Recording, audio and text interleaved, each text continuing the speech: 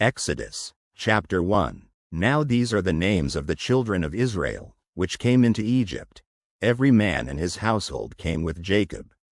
Reuben, Simeon, Levi, and Judah, Issachar, Zebulun, and Benjamin, Dan, and Naphtali, Gad, and Asher. And all the souls that came out of the loins of Jacob were 70 souls. For Joseph was in Egypt already. And Joseph died, and all his brethren, and all that generation. And the children of Israel were fruitful, and increased abundantly, and multiplied, and waxed exceeding mighty, and the land was filled with them. Now there arose up a new king over Egypt, which knew not Joseph. And he said unto his people, Behold, the people of the children of Israel are more and mightier than we. Come on, let us deal wisely with them, lest they multiply, and it come to pass, that, when there falleth out any war, they join also unto our enemies, and fight against us, and so get them up out of the land. Therefore they did set over them taskmasters to afflict them with their burdens. And they built for Pharaoh treasure cities, Pithom and Ramses. But the more they afflicted them, the more they multiplied and grew. And they were grieved because of the children of Israel. And the Egyptians made the children of Israel to serve with rigor, and they made their lives bitter with hard bondage, in mortar, and in brick, and in all manner of service in the field. All their service, wherein they made them serve, was with rigor. And the king of Egypt spake to the Hebrew midwives, of which the name of the one was Shiphrah, and the name of the other Puah. And he said, When ye do the office of a midwife to the Hebrew women, and see them upon the stools, if it be a son, then ye shall kill him, but if it be a daughter, then she shall live. But the midwives feared God, and did not as the king of Egypt commanded them, but saved the men children alive.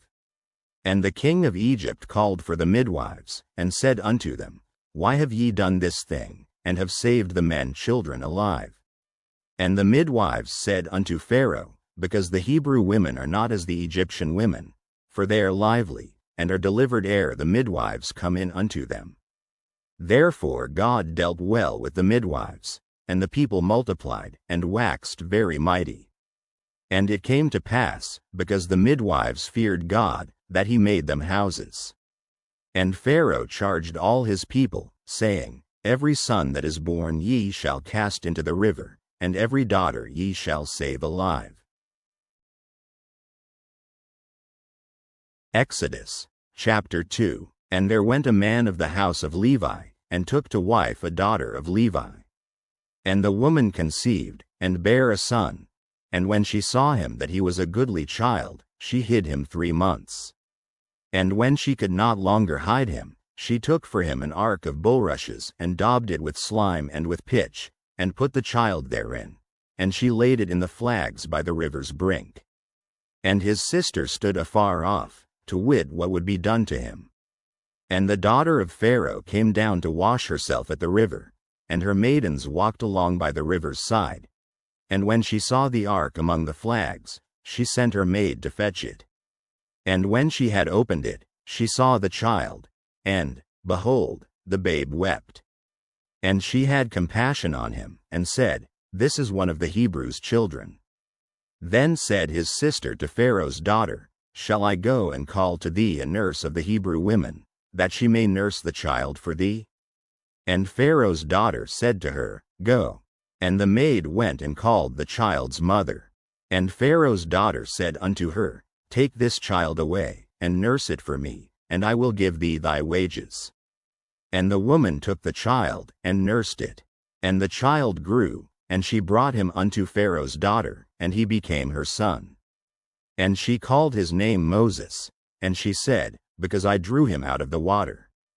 And it came to pass in those days, when Moses was grown, that he went out unto his brethren, and looked on their burdens. And he spied an Egyptian smiting an Hebrew, one of his brethren. And he looked this way and that way, and when he saw that there was no man, he slew the Egyptian, and hid him in the sand. And when he went out the second day, behold, 2 men of the Hebrews strove together, and he said to him that did the wrong, Wherefore smitest thou thy fellow? And he said, Who made thee a prince and a judge over us? Intendest thou to kill me, as thou killedst the Egyptian? And Moses feared, and said, Surely this thing is known.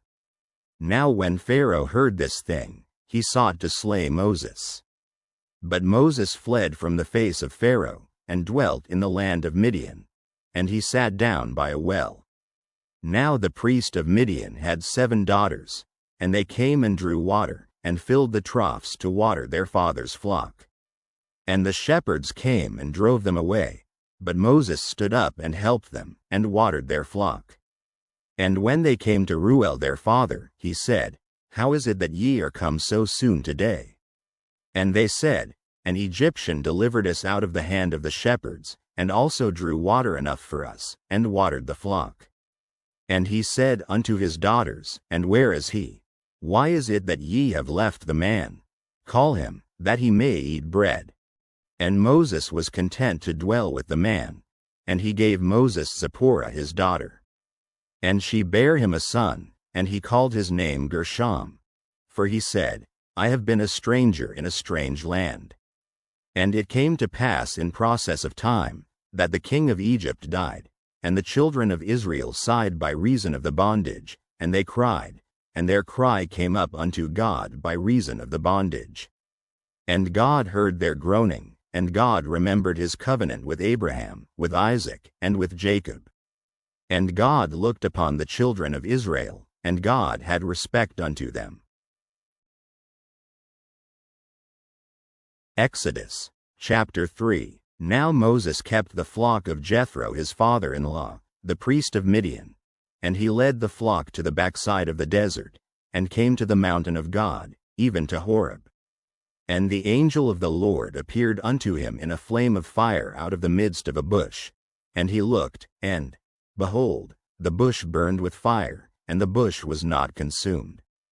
And Moses said, I will now turn aside, and see this great sight, why the bush is not burnt.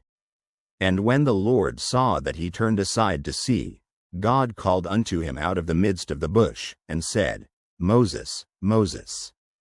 And he said, Here am I. And he said, Draw not nigh hither.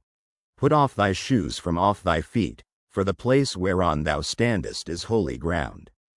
Moreover he said, I am the God of thy father, the God of Abraham, the God of Isaac, and the God of Jacob. And Moses hid his face, for he was afraid to look upon God.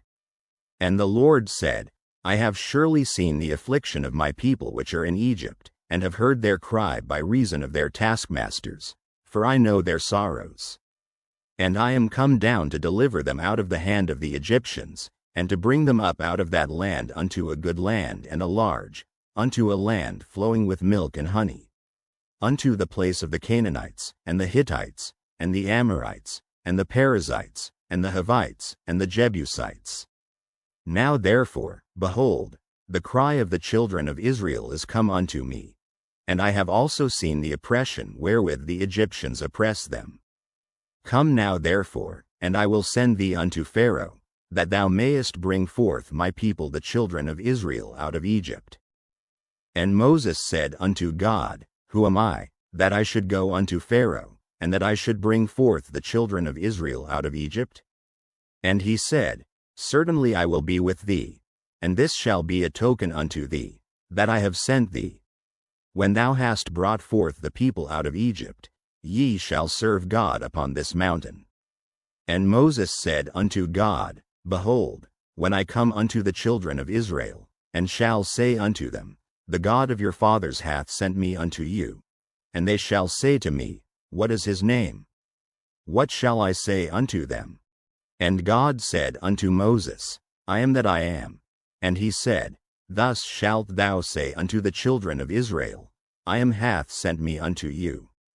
And God said moreover unto Moses, Thus shalt thou say unto the children of Israel, The Lord God of your fathers, the God of Abraham, the God of Isaac, and the God of Jacob, hath sent me unto you.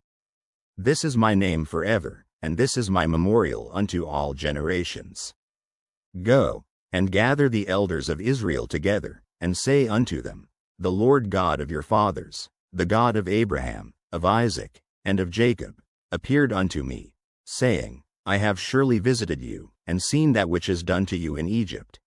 And I have said, I will bring you up out of the affliction of Egypt unto the land of the Canaanites, and the Hittites, and the Amorites, and the Perizzites, and the Hivites, and the Jebusites, unto a land flowing with milk and honey.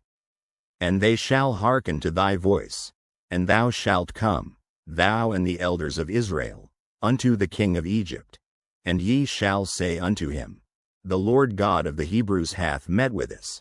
And now let us go, we beseech thee, 3 days' journey into the wilderness, that we may sacrifice to the Lord our God. And I am sure that the king of Egypt will not let you go, no, not by a mighty hand. And I will stretch out my hand, and smite Egypt with all my wonders which I will do in the midst thereof, and after that he will let you go. And I will give this people favor in the sight of the Egyptians, and it shall come to pass, that, when ye go, ye shall not go empty. But every woman shall borrow of her neighbor, and of her that sojourneth in her house, jewels of silver, and jewels of gold, and raiment. And ye shall put them upon your sons, and upon your daughters, and ye shall spoil the Egyptians. Exodus, chapter 4. And Moses answered and said, But, behold, they will not believe me, nor hearken unto my voice. For they will say, The Lord hath not appeared unto thee. And the Lord said unto him, What is that in thine hand? And he said, A rod. And he said, Cast it on the ground. And he cast it on the ground, and it became a serpent, and Moses fled from before it. And the Lord said unto Moses, Put forth thine hand, and take it by the tail. And he put forth his hand, and caught it, and it became a rod in his hand. That they may believe that the Lord God of their fathers, the God of Abraham, the God of Isaac, and the God of Jacob, hath appeared unto thee. And the Lord said furthermore unto him, Put now thine hand into thy bosom. And he put his hand into his bosom, and when he took it out, behold, his hand was leprous as snow. And he said, Put thine hand into thy bosom again. And he put his hand into his bosom again, and plucked it out of his bosom, and, behold, it was turned again as his other flesh. And it shall come to pass, if they will not believe thee, neither hearken to the voice of the first sign, that they will believe the voice of the latter sign. And it shall come to pass, if they will not believe also these 2 signs, neither hearken unto thy voice, that thou shalt take of the water of the river, and pour it upon the dry land. And the water which thou takest out of the river shall become blood upon the dry land. And Moses said unto the Lord, O my Lord, I am not eloquent, neither heretofore, nor since thou hast spoken unto thy servant. But I am slow of speech, and of a slow tongue. And the Lord said unto him, Who hath made man's mouth? Or who maketh the dumb, or deaf, or the seeing, or the blind? Have not I the Lord? Now therefore go, and I will be with thy mouth, and teach thee what thou shalt say. And he said, O my Lord, send, I pray thee, by the hand of him whom thou wilt send. And the anger of the Lord was kindled against Moses, and he said, Is not Aaron the Levite thy brother? I know that he can speak well. And also, behold, he cometh forth to meet thee, and when he seeth thee, he will be glad in his heart. And thou shalt speak unto him, and put words in his mouth, and I will be with thy mouth, and with his mouth, and will teach you what ye shall do. And he shall be thy spokesman unto the people, and he shall be, even he shall be to thee instead of a mouth, and thou shalt be to him instead of God. And thou shalt take this rod in thine hand, wherewith thou shalt do signs. And Moses went and returned to Jethro his father-in-law, and said unto him, Let me go, I pray thee, and return unto my brethren which are in Egypt, and see whether they be yet alive. And Jethro said to Moses, Go in peace.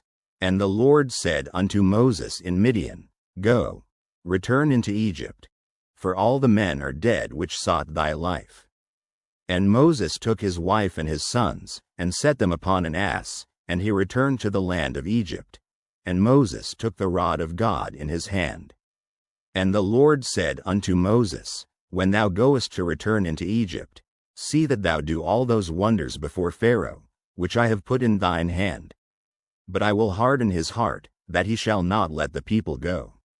And thou shalt say unto Pharaoh, Thus saith the Lord, Israel is my son, even my firstborn. And I say unto thee, Let my son go, that he may serve me. And if thou refuse to let him go, behold, I will slay thy son, even thy firstborn. And it came to pass by the way in the inn, that the Lord met him, and sought to kill him. Then Zipporah took a sharp stone, and cut off the foreskin of her son, and cast it at his feet, and said, Surely a bloody husband art thou to me. So he let him go. Then she said, A bloody husband thou art, because of the circumcision. And the Lord said to Aaron, Go into the wilderness to meet Moses. And he went, and met him in the mount of God, and kissed him. And Moses told Aaron all the words of the Lord who had sent him, and all the signs which he had commanded him. And Moses and Aaron went and gathered together all the elders of the children of Israel. And Aaron spake all the words which the Lord had spoken unto Moses, and did the signs in the sight of the people. And the people believed. And when they heard that the Lord had visited the children of Israel, and that he had looked upon their affliction, then they bowed their heads and worshipped. Exodus chapter 5. And afterward Moses and Aaron went in, and told Pharaoh, Thus saith the Lord God of Israel, Let my people go, that they may hold a feast unto me in the wilderness. And Pharaoh said, Who is the Lord, that I should obey his voice to let Israel go? I know not the Lord, neither will I let Israel go. And they said, The God of the Hebrews hath met with us. Let us go, we pray thee, 3 days' journey into the desert, and sacrifice unto the Lord our God, lest he fall upon us with pestilence, or with the sword. And the king of Egypt said unto them, Wherefore do ye, Moses and Aaron, let the people from their works? Get you unto your burdens. And Pharaoh said, Behold, the people of the land now are many, and ye make them rest from their burdens. And Pharaoh commanded the same day the taskmasters of the people, and their officers, saying, Ye shall no more give the people straw to make brick, as heretofore. Let them go and gather straw for themselves. And the tale of the bricks, which they did make heretofore, ye shall lay upon them. Ye shall not diminish aught thereof. For they be idle. Therefore they cry, saying, Let us go and sacrifice to our God. Let their more work be laid upon the men, that they may labor therein, and let them not regard vain words. And the taskmasters of the people went out, and their officers, and they spake to the people, saying, Thus saith Pharaoh, I will not give you straw. Go ye, get you straw where ye can find it, yet not aught of your work shall be diminished. So the people were scattered abroad throughout all the land of Egypt to gather stubble instead of straw. And the taskmasters hasted them, saying, Fulfill your works, your daily tasks, as when there was straw. And the officers of the children of Israel, which Pharaoh's taskmasters had set over them, were beaten, and demanded, Wherefore have ye not fulfilled your task in making brick both yesterday and today, as heretofore? Then the officers of the children of Israel came and cried unto Pharaoh, saying, Wherefore dealest thou thus with thy servants? There is no straw given unto thy servants, and they say to us, Make brick. And, behold, thy servants are beaten, but the fault is in thine own people. But he said, Ye are idle, ye are idle. Therefore ye say, Let us go and do sacrifice to the Lord. Go therefore now, and work. For there shall no straw be given you, yet shall ye deliver the tale of bricks. And the officers of the children of Israel did see that they were in evil case, after it was said, Ye shall not minish aught from your bricks of your daily task. And they met Moses and Aaron, who stood in the way, as they came forth from Pharaoh. And they said unto them, The Lord look upon you, and judge, because ye have made our savor to be abhorred in the eyes of Pharaoh, and in the eyes of his servants, to put a sword in their hand to slay us. And Moses returned unto the Lord, and said, Lord, wherefore hast thou so evil entreated this people? Why is it that thou hast sent me? For since I came to Pharaoh to speak in thy name, he hath done evil to this people. Neither hast thou delivered thy people at all. Exodus chapter 6. Then the Lord said unto Moses, Now shalt thou see what I will do to Pharaoh. For with a strong hand shall he let them go, and with a strong hand shall he drive them out of his land. And God spake unto Moses, and said unto him, I am the Lord. And I appeared unto Abraham, unto Isaac, and unto Jacob, by the name of God Almighty, but by my name Jehovah was I not known to them. And I have also established my covenant with them, to give them the land of Canaan, the land of their pilgrimage, wherein they were strangers. And I have also heard the groaning of the children of Israel, whom the Egyptians keep in bondage, and I have remembered my covenant. Wherefore say unto the children of Israel, I am the Lord, and I will bring you out from under the burdens of the Egyptians, and I will rid you out of their bondage, and I will redeem you with a stretched out arm, and with great judgments. And I will take you to me for a people, and I will be to you a God. And ye shall know that I am the Lord your God, which bringeth you out from under the burdens of the Egyptians. And I will bring you in unto the land, concerning the which I did swear to give it to Abraham, to Isaac, and to Jacob. And I will give it you for an heritage. I am the Lord. And Moses spake so unto the children of Israel. But they hearkened not unto Moses for anguish of spirit, and for cruel bondage. And the Lord spake unto Moses, saying, Go in, speak unto Pharaoh king of Egypt, that he let the children of Israel go out of his land. And Moses spake before the Lord, saying, Behold, the children of Israel have not hearkened unto me. How then shall Pharaoh hear me, who am of uncircumcised lips? And the Lord spake unto Moses and unto Aaron, and gave them a charge unto the children of Israel, and unto Pharaoh king of Egypt, to bring the children of Israel out of the land of Egypt. These be the heads of their fathers' houses. The sons of Reuben the firstborn of Israel, Hanok, and Palu, Hezron, and Carmi. These be the families of Reuben.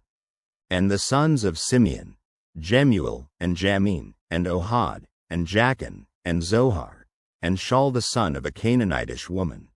These are the families of Simeon. And these are the names of the sons of Levi according to their generations, Gershon, and Kohath, and Merari. And the years of the life of Levi were 137 years. The sons of Gershon, Libni, and Shimei, according to their families. And the sons of Kohath, Amram, and Izhar, and Hebron, and Uzziel. And the years of the life of Kohath were 133 years. And the sons of Merari, Mahali and Mushi. These are the families of Levi according to their generations. And Amram took him Jochebed his father's sister to wife, and she bare him Aaron and Moses. And the years of the life of Amram were 137 years. And the sons of Izhar, Korah, and Nepheg, and Zichri. And the sons of Uzziel, Mishael, and Elzaphan, and Zithri. And Aaron took him Elisheba, daughter of Amminadab, sister of Nahshon, to wife. And she bare him Nadab, and Abihu, Eleazar, and Ithamar. And the sons of Korah, Asir, and Elkanah, and Abiasaph. These are the families of the Korhites. And Eleazar Aaron's son took him one of the daughters of Bethuel to wife, and she bare him Phinehas. These are the heads of the fathers of the Levites according to their families.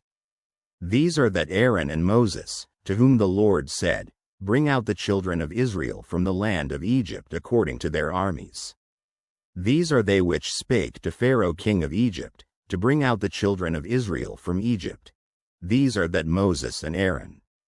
And it came to pass on the day when the Lord spake unto Moses in the land of Egypt, that the Lord spake unto Moses, saying, I am the Lord. Speak thou unto Pharaoh king of Egypt all that I say unto thee.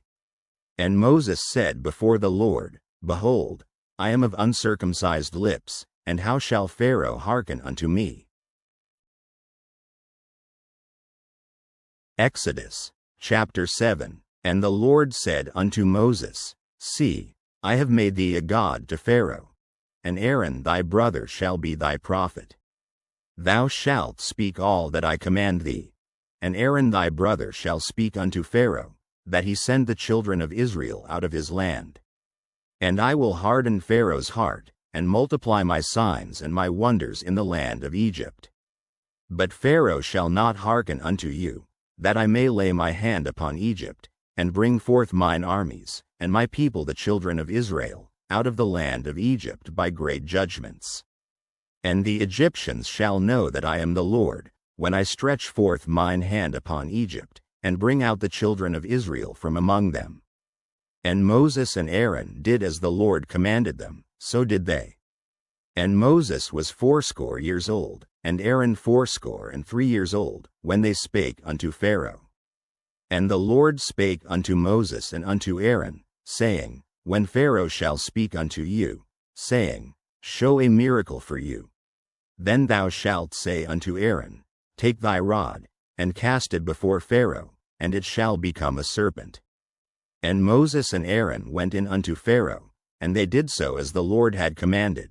And Aaron cast down his rod before Pharaoh, and before his servants, and it became a serpent. Then Pharaoh also called the wise men and the sorcerers. Now the magicians of Egypt, they also did in like manner with their enchantments. For they cast down every man his rod, and they became serpents. But Aaron's rod swallowed up their rods.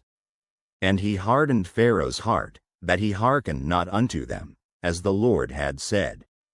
And the Lord said unto Moses, Pharaoh's heart is hardened, he refuseth to let the people go. Get thee unto Pharaoh in the morning, lo, he goeth out unto the water, and thou shalt stand by the river's brink against he come. And the rod which was turned to a serpent shalt thou take in thine hand. And thou shalt say unto him, The Lord God of the Hebrews hath sent me unto thee, saying, Let my people go, that they may serve me in the wilderness. And, behold, hitherto thou wouldest not hear. Thus saith the Lord, In this thou shalt know that I am the Lord. Behold, I will smite with the rod that is in mine hand upon the waters which are in the river, and they shall be turned to blood. And the fish that is in the river shall die, and the river shall stink, and the Egyptians shall loathe to drink of the water of the river. And the Lord spake unto Moses, Say unto Aaron, Take thy rod, and stretch out thine hand upon the waters of Egypt, upon their streams, upon their rivers, and upon their ponds, and upon all their pools of water, that they may become blood, and that there may be blood throughout all the land of Egypt, both in vessels of wood and in vessels of stone. And Moses and Aaron did so, as the Lord commanded, and he lifted up the rod, and smote the waters that were in the river, in the sight of Pharaoh, and in the sight of his servants. And all the waters that were in the river were turned to blood. And the fish that was in the river died, and the river stank, and the Egyptians could not drink of the water of the river, and there was blood throughout all the land of Egypt. And the magicians of Egypt did so with their enchantments, and Pharaoh's heart was hardened, neither did he hearken unto them, as the Lord had said. And Pharaoh turned and went into his house, neither did he set his heart to this also. And all the Egyptians digged round about the river for water to drink, for they could not drink of the water of the river. And 7 days were fulfilled, after that the Lord had smitten the river. Exodus chapter 8. And the Lord spake unto Moses, Go unto Pharaoh, and say unto him, Thus saith the Lord, Let my people go, that they may serve me. And if thou refuse to let them go, behold, I will smite all thy borders with frogs, and the river shall bring forth frogs abundantly, which shall go up and come into thine house, and into thy bedchamber, and upon thy bed, and into the house of thy servants, and upon thy people, and into thine ovens, and into thy kneading troughs. And the frogs shall come up both on thee, and upon thy people, and upon all thy servants. And the Lord spake unto Moses, say unto Aaron, Stretch forth thine hand with thy rod over the streams, over the rivers, and over the ponds, and cause frogs to come up upon the land of Egypt. And Aaron stretched out his hand over the waters of Egypt, and the frogs came up, and covered the land of Egypt. And the magicians did so with their enchantments, and brought up frogs upon the land of Egypt. Then Pharaoh called for Moses and Aaron, and said, Entreat the Lord, that he may take away the frogs from me, and from my people, and I will let the people go, that they may do sacrifice unto the Lord. And Moses said unto Pharaoh, Glory over me. When shall I entreat for thee, and for thy servants, and for thy people, to destroy the frogs from thee and thy houses, that they may remain in the river only? And he said, Tomorrow. And he said, Be it according to thy word, that thou mayest know that there is none like unto the Lord our God. And the frogs shall depart from thee, and from thy houses, and from thy servants, and from thy people, they shall remain in the river only. And Moses and Aaron went out from Pharaoh, and Moses cried unto the Lord because of the frogs which he had brought against Pharaoh. And the Lord did according to the word of Moses, and the frogs died out of the houses, out of the villages, and out of the fields. And they gathered them together upon heaps, and the land stank. But when Pharaoh saw that there was respite, he hardened his heart, and hearkened not unto them, as the Lord had said. And the Lord said unto Moses, Say unto Aaron, Stretch out thy rod, and smite the dust of the land, that it may become lice throughout all the land of Egypt. And they did so, for Aaron stretched out his hand with his rod, and smote the dust of the earth, and it became lice in man, and in beast. All the dust of the land became lice throughout all the land of Egypt. And the magicians did so with their enchantments to bring forth lice, but they could not. So there were lice upon man, and upon beast. Then the magicians said unto Pharaoh, This is the finger of God. And Pharaoh's heart was hardened, and he hearkened not unto them, as the Lord had said. And the Lord said unto Moses, Rise up early in the morning, and stand before Pharaoh. Lo, he cometh forth to the water. And say unto him, Thus saith the Lord, Let my people go, that they may serve me. Else, if thou wilt not let my people go, behold, I will send swarms of flies upon thee, and upon thy servants, and upon thy people, and into thy houses. And the houses of the Egyptians shall be full of swarms of flies, and also the ground whereon they are. And I will sever in that day the land of Goshen, in which my people dwell, that no swarms of flies shall be there, to the end thou mayest know that I am the Lord in the midst of the earth. And I will put a division between my people and thy people. Tomorrow shall this sign be. And the Lord did so, and there came a grievous swarm of flies into the house of Pharaoh, and into his servants' houses, and into all the land of Egypt. The land was corrupted by reason of the swarm of flies. And Pharaoh called for Moses and for Aaron, and said, Go ye, sacrifice to your God in the land. And Moses said, It is not meet so to do, for we shall sacrifice the abomination of the Egyptians to the Lord our God. Lo, shall we sacrifice the abomination of the Egyptians before their eyes, and will they not stone us? We will go 3 days' journey into the wilderness, and sacrifice to the Lord our God, as he shall command us. And Pharaoh said, I will let you go, that ye may sacrifice to the Lord your God in the wilderness. Only ye shall not go very far away. Entreat for me. And Moses said, Behold, I go out from thee, and I will entreat the Lord that the swarms of flies may depart from Pharaoh, from his servants, and from his people, tomorrow. But let not Pharaoh deal deceitfully any more in not letting the people go to sacrifice to the Lord. And Moses went out from Pharaoh, and entreated the Lord. And the Lord did according to the word of Moses. And he removed the swarms of flies from Pharaoh, from his servants, and from his people. There remained not one.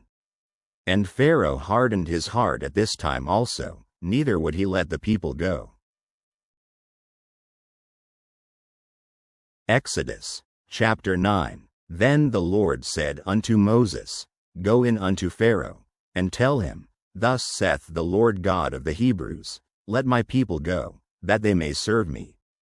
For if thou refuse to let them go, and wilt hold them still, behold, the hand of the Lord is upon thy cattle which is in the field, upon the horses, upon the asses, upon the camels, upon the oxen, and upon the sheep. There shall be a very grievous murrain.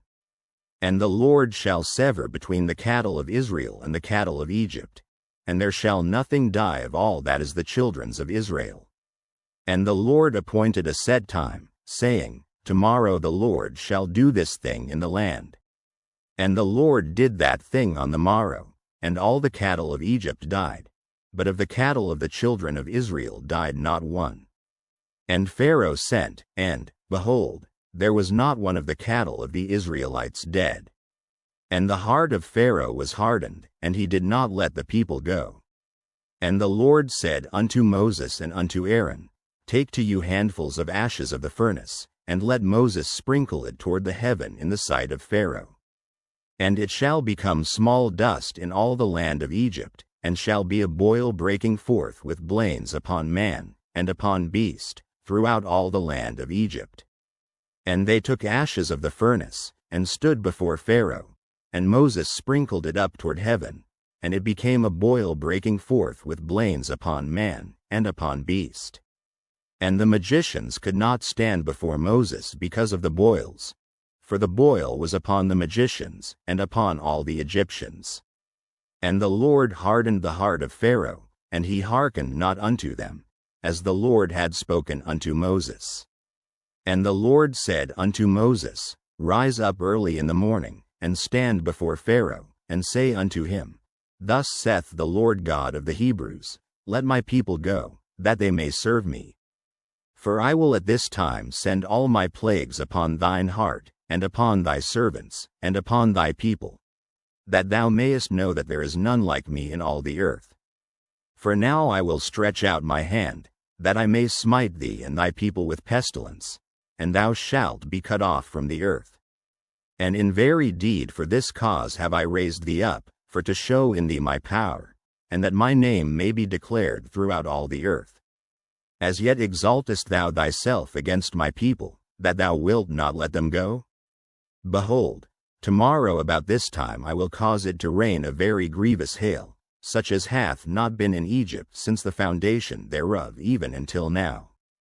Send therefore now, and gather thy cattle, and all that thou hast in the field, for upon every man and beast which shall be found in the field, and shall not be brought home, the hail shall come down upon them, and they shall die. He that feared the word of the Lord among the servants of Pharaoh made his servants and his cattle flee into the houses. And he that regarded not the word of the Lord left his servants and his cattle in the field.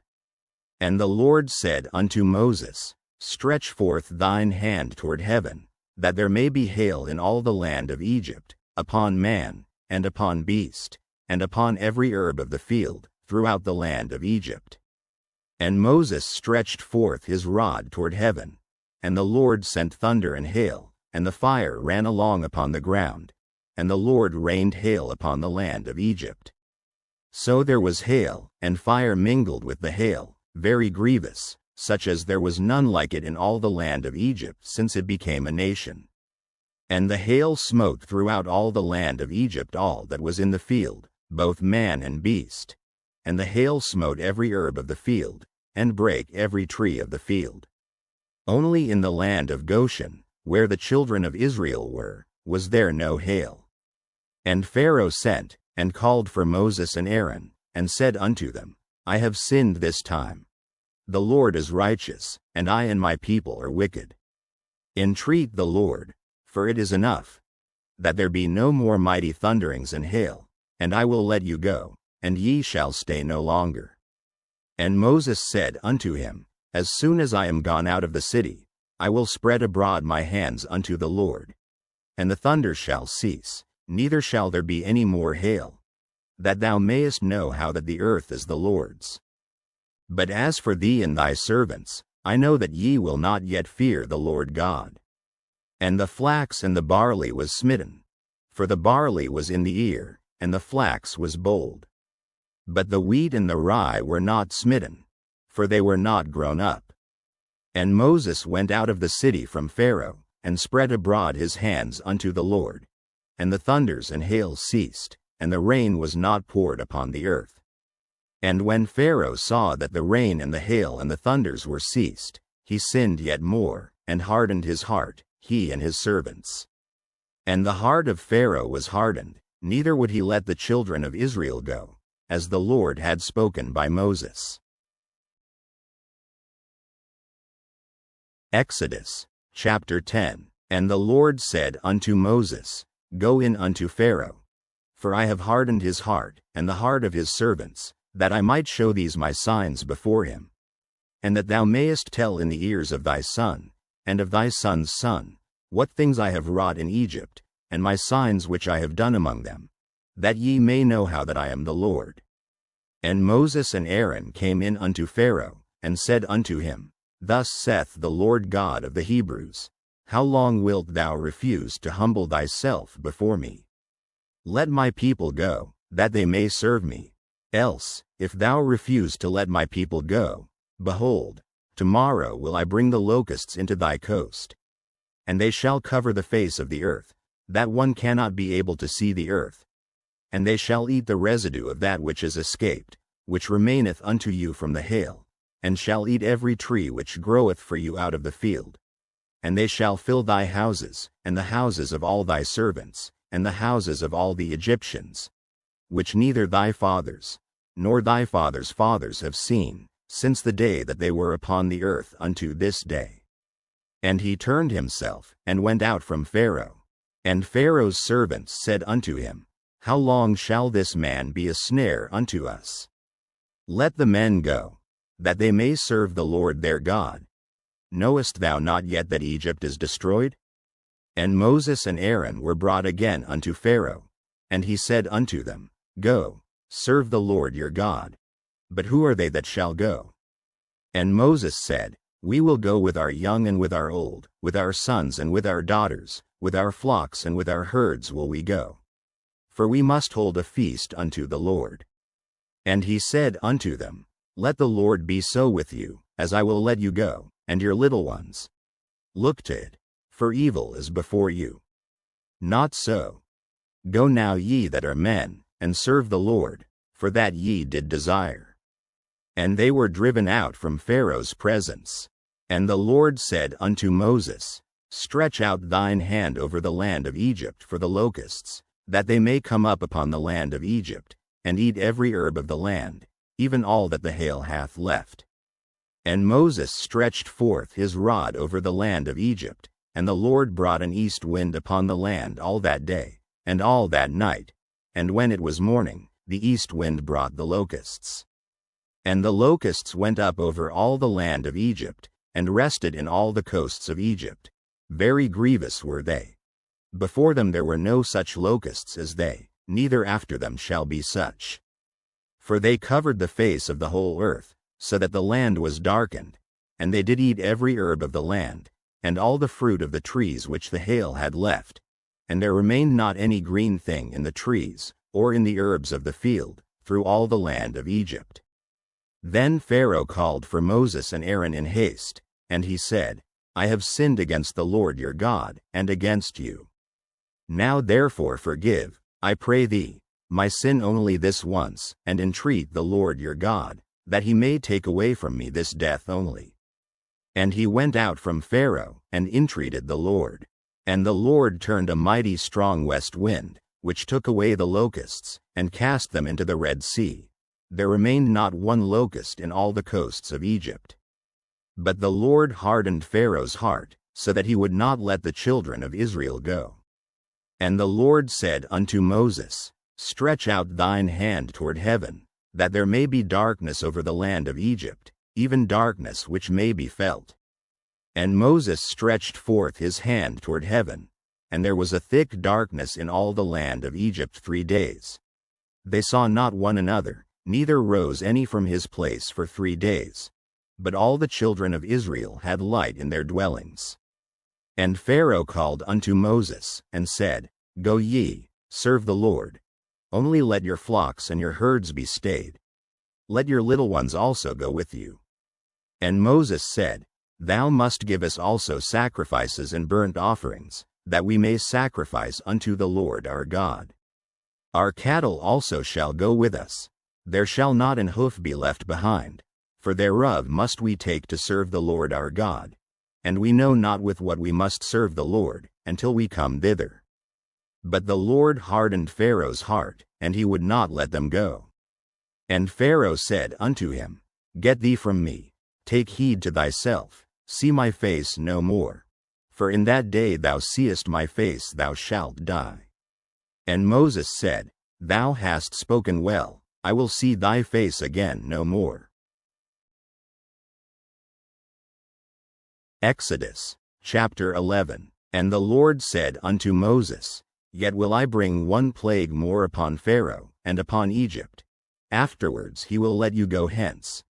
When he shall let you go, he shall surely thrust you out hence altogether. Speak now in the ears of the people, and let every man borrow of his neighbor, and every woman of her neighbor, jewels of silver, and jewels of gold.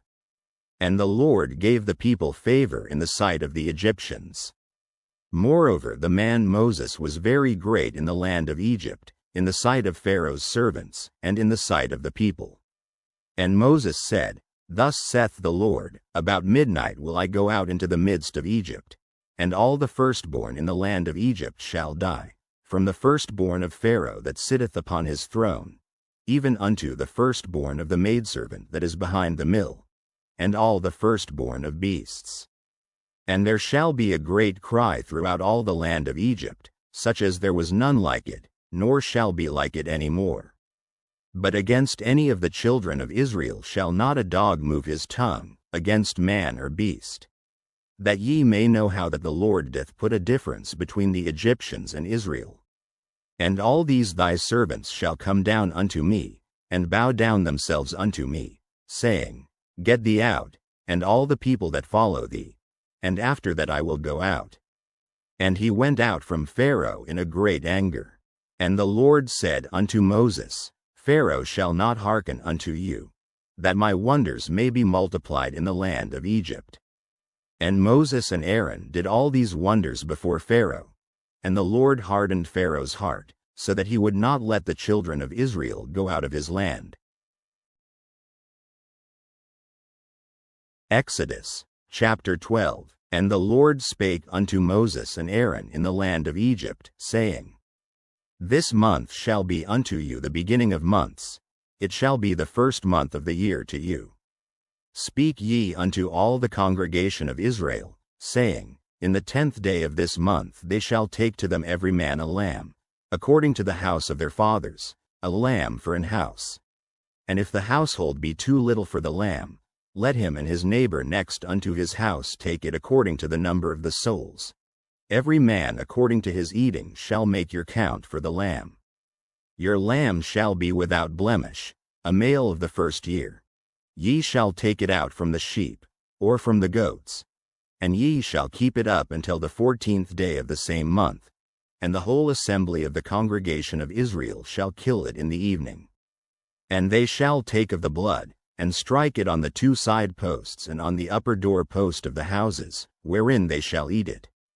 And they shall eat the flesh in that night, roast with fire, and unleavened bread, and with bitter herbs they shall eat it. Eat not of it raw, nor sodden at all with water, but roast with fire, his head with his legs, and with the purtenance thereof. And ye shall let nothing of it remain until the morning, and that which remaineth of it until the morning ye shall burn with fire.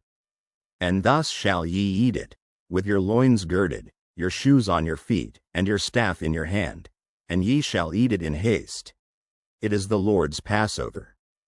For I will pass through the land of Egypt this night, and will smite all the firstborn in the land of Egypt, both man and beast.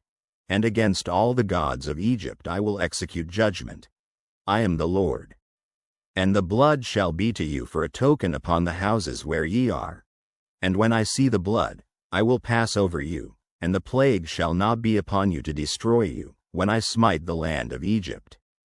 And this day shall be unto you for a memorial, and ye shall keep it a feast to the Lord throughout your generations. Ye shall keep it a feast by an ordinance forever. 7 days shall ye eat unleavened bread. Even the first day ye shall put away leaven out of your houses. For whosoever eateth leavened bread from the first day until the 7th day, that soul shall be cut off from Israel. And in the first day there shall be an holy convocation, and in the 7th day there shall be an holy convocation to you. No manner of work shall be done in them, save that which every man must eat, that only may be done of you. And ye shall observe the feast of unleavened bread, for in this selfsame day have I brought your armies out of the land of Egypt. Therefore shall ye observe this day in your generations by an ordinance forever. In the 1st month, on the 14th day of the month at even, ye shall eat unleavened bread, until the 21st day of the month at even. 7 days shall there be no leaven found in your houses. For whosoever eateth that which is leavened, even that soul shall be cut off from the congregation of Israel, whether he be a stranger, or born in the land. Ye shall eat nothing leavened. In all your habitations shall ye eat unleavened bread. Then Moses called for all the elders of Israel, and said unto them, Draw out and take you a lamb according to your families, and kill the Passover. And ye shall take a bunch of hyssop, and dip it in the blood that is in the basin, and strike the lintel and the 2 side posts with the blood that is in the basin. And none of you shall go out at the door of his house until the morning. For the Lord will pass through to smite the Egyptians, and when he seeth the blood upon the lintel, and on the 2 side posts, the Lord will pass over the door, and will not suffer the destroyer to come in unto your houses to smite you. And ye shall observe this thing for an ordinance to thee and to thy sons forever. And it shall come to pass, when ye be come to the land which the Lord will give you, according as he hath promised, that ye shall keep this service. And it shall come to pass, when your children shall say unto you, What mean ye by this service? That ye shall say, It is the sacrifice of the Lord's Passover, who passed over the houses of the children of Israel in Egypt, when he smote the Egyptians, and delivered our houses. And the people bowed the head and worshipped. And the children of Israel went away, and did as the Lord had commanded Moses and Aaron, so did they. And it came to pass, that at midnight the Lord smote all the firstborn in the land of Egypt, from the firstborn of Pharaoh that sat on his throne unto the firstborn of the captive that was in the dungeon, and all the firstborn of cattle. And Pharaoh rose up in the night, he, and all his servants, and all the Egyptians, and there was a great cry in Egypt, for there was not a house where there was not one dead. And he called for Moses and Aaron by night, and said, Rise up, and get you forth from among my people, both ye and the children of Israel, and go, serve the Lord, as ye have said. Also take your flocks and your herds, as ye have said, and be gone, and bless me also. And the Egyptians were urgent upon the people, that they might send them out of the land in haste. For they said, We be all dead men. And the people took their dough before it was leavened, their kneading troughs being bound up in their clothes upon their shoulders. And the children of Israel did according to the word of Moses, and they borrowed of the Egyptians jewels of silver, and jewels of gold, and raiment. And the Lord gave the people favor in the sight of the Egyptians, so that they lent unto them such things as they required. And they spoiled the Egyptians. And the children of Israel journeyed from Ramesses to Succoth, about 600,000 on foot that were men, beside children. And a mixed multitude went up also with them, and flocks, and herds, even very much cattle. And they baked unleavened cakes of the dough which they brought forth out of Egypt, for it was not leavened, because they were thrust out of Egypt, and could not tarry, neither had they prepared for themselves any victual. Now the sojourning of the children of Israel, who dwelt in Egypt, was 430 years. And it came to pass at the end of the 430 years, even the selfsame day it came to pass, that all the hosts of the Lord went out from the land of Egypt. It is a night to be much observed unto the Lord for bringing them out from the land of Egypt. This is that night of the Lord to be observed of all the children of Israel in their generations. And the Lord said unto Moses and Aaron, This is the ordinance of the Passover. There shall no stranger eat thereof. But every man's servant that is bought for money, when thou hast circumcised him, then shall he eat thereof. A foreigner and an hired servant shall not eat thereof. In one house shall it be eaten. Thou shalt not carry forth aught of the flesh abroad out of the house, neither shall ye break a bone thereof. All the congregation of Israel shall keep it. And when a stranger shall sojourn with thee, and will keep the Passover to the Lord, let all his males be circumcised, and then let him come near and keep it. And he shall be as one that is born in the land. For no uncircumcised person shall eat thereof. One law shall be to him that is homeborn, and unto the stranger that sojourneth among you. Thus did all the children of Israel, as the Lord commanded Moses and Aaron, so did they. And it came to pass the selfsame day, that the Lord did bring the children of Israel out of the land of Egypt by their armies. Exodus chapter 13. And the Lord spake unto Moses, saying, Sanctify unto me all the firstborn, whatsoever openeth the womb among the children of Israel, both of man and of beast. It is mine. And Moses said unto the people, Remember this day, in which ye came out from Egypt, out of the house of bondage. For by strength of hand the Lord brought you out from this place. There shall no leavened bread be eaten. This day came ye out in the month Abib. And it shall be when the Lord shall bring thee into the land of the Canaanites, and the Hittites, and the Amorites, and the Hivites, and the Jebusites, which he sware unto thy fathers to give thee, a land flowing with milk and honey, that thou shalt keep this service in this month. 7 days thou shalt eat unleavened bread, and in the 7th day shall be a feast to the Lord. Unleavened bread shall be eaten 7 days, and there shall no leavened bread be seen with thee, neither shall there be leaven seen with thee in all thy quarters. And thou shalt show thy son in that day, saying, This is done because of that which the Lord did unto me when I came forth out of Egypt. And it shall be for a sign unto thee upon thine hand, and for a memorial between thine eyes, that the Lord's law may be in thy mouth.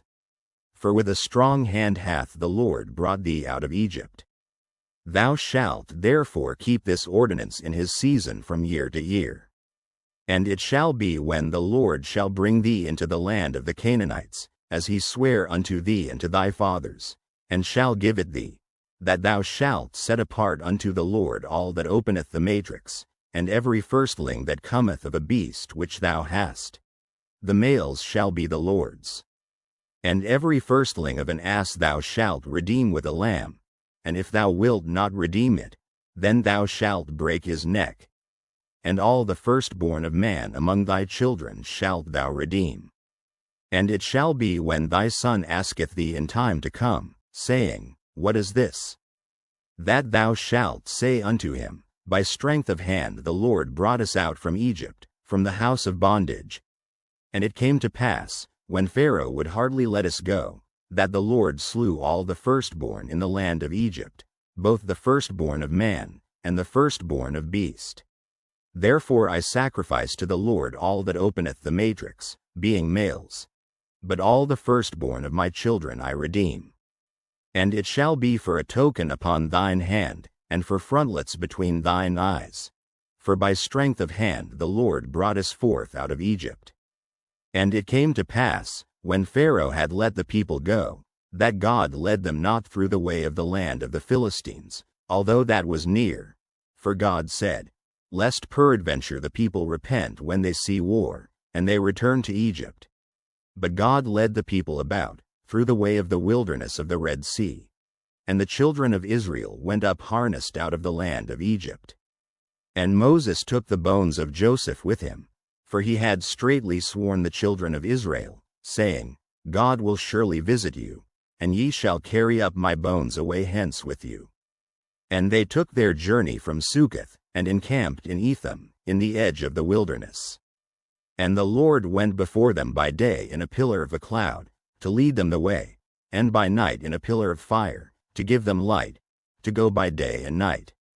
He took not away the pillar of the cloud by day, nor the pillar of fire by night, from before the people. Exodus, chapter 14. And the Lord spake unto Moses, saying, Speak unto the children of Israel, that they turn and encamp before Pi-hahiroth, between Migdol and the sea, over against Baal-zephon. Before it shall ye encamp by the sea. For Pharaoh will say of the children of Israel, They are entangled in the land, the wilderness hath shut them in. And I will harden Pharaoh's heart, that he shall follow after them, and I will be honored upon Pharaoh, and upon all his host, that the Egyptians may know that I am the Lord. And they did so. And it was told the king of Egypt that the people fled, and the heart of Pharaoh and of his servants was turned against the people, and they said, Why have we done this, that we have let Israel go from serving us? And he made ready his chariot, and took his people with him, and he took 600 chosen chariots, and all the chariots of Egypt, and captains over every one of them. And the Lord hardened the heart of Pharaoh king of Egypt, and he pursued after the children of Israel. And the children of Israel went out with an high hand. But the Egyptians pursued after them, all the horses and chariots of Pharaoh, and his horsemen, and his army, and overtook them encamping by the sea, beside Pi-hahiroth, before Baal-zephon. And when Pharaoh drew nigh, the children of Israel lifted up their eyes, and, behold, the Egyptians marched after them, and they were sore afraid. And the children of Israel cried out unto the Lord. And they said unto Moses, Because there were no graves in Egypt, hast thou taken us away to die in the wilderness? Wherefore hast thou dealt thus with us, to carry us forth out of Egypt? Is not this the word that we did tell thee in Egypt, saying, Let us alone, that we may serve the Egyptians? For it had been better for us to serve the Egyptians, than that we should die in the wilderness. And Moses said unto the people, Fear ye not, stand still, and see the salvation of the Lord, which he will show to you today. For the Egyptians whom ye have seen today, ye shall see them again no more forever. The Lord shall fight for you, and ye shall hold your peace. And the Lord said unto Moses, Wherefore criest thou unto me? Speak unto the children of Israel, that they go forward. But lift thou up thy rod, and stretch out thine hand over the sea, and divide it, and the children of Israel shall go on dry ground through the midst of the sea. And I, behold, I will harden the hearts of the Egyptians, and they shall follow them, and I will get me honor upon Pharaoh, and upon all his host, upon his chariots, and upon his horsemen. And the Egyptians shall know that I am the Lord, when I have gotten me honor upon Pharaoh, upon his chariots, and upon his horsemen. And the angel of God, which went before the camp of Israel, removed and went behind them, and the pillar of the cloud went from before their face, and stood behind them. And it came between the camp of the Egyptians and the camp of Israel, and it was a cloud and darkness to them, but it gave light by night to these, so that the one came not near the other all the night. And Moses stretched out his hand over the sea, and the Lord caused the sea to go back by a strong east wind all that night, and made the sea dry land, and the waters were divided. And the children of Israel went into the midst of the sea upon the dry ground, and the waters were a wall unto them on their right hand, and on their left.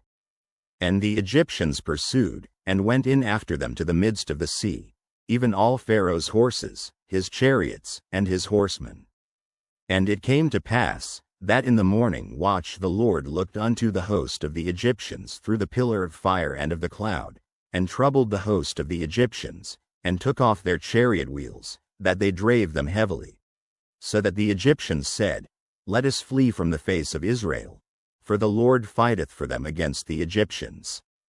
And the Lord said unto Moses, Stretch out thine hand over the sea, that the waters may come again upon the Egyptians, upon their chariots, and upon their horsemen. And Moses stretched forth his hand over the sea, and the sea returned to his strength when the morning appeared, and the Egyptians fled against it, and the Lord overthrew the Egyptians in the midst of the sea. And the waters returned, and covered the chariots, and the horsemen, and all the host of Pharaoh that came into the sea after them. There remained not so much as one of them. But the children of Israel walked upon dry land in the midst of the sea, and the waters were a wall unto them on their right hand, and on their left. Thus the Lord saved Israel that day out of the hand of the Egyptians, and Israel saw the Egyptians dead upon the seashore. And Israel saw that great work which the Lord did upon the Egyptians, and the people feared the Lord, and believed the Lord and his servant Moses. Exodus, chapter 15. Then sang Moses and the children of Israel this song unto the Lord, and spake, saying, I will sing unto the Lord, for he hath triumphed gloriously. The horse and his rider hath he thrown into the sea. The Lord is my strength and song, and he is become my salvation. He is my God, and I will prepare him an habitation. My father's God, and I will exalt him. The Lord is a man of war, the Lord is his name. Pharaoh's chariots and his host hath he cast into the sea. His chosen captains also are drowned in the Red Sea. The depths have covered them. They sank into the bottom as a stone. Thy right hand, O Lord, is become glorious in power. Thy right hand, O Lord, hath dashed in pieces the enemy. And in the greatness of thine excellency thou hast overthrown them that rose up against thee. Thou sentest forth thy wrath, which consumed them as stubble.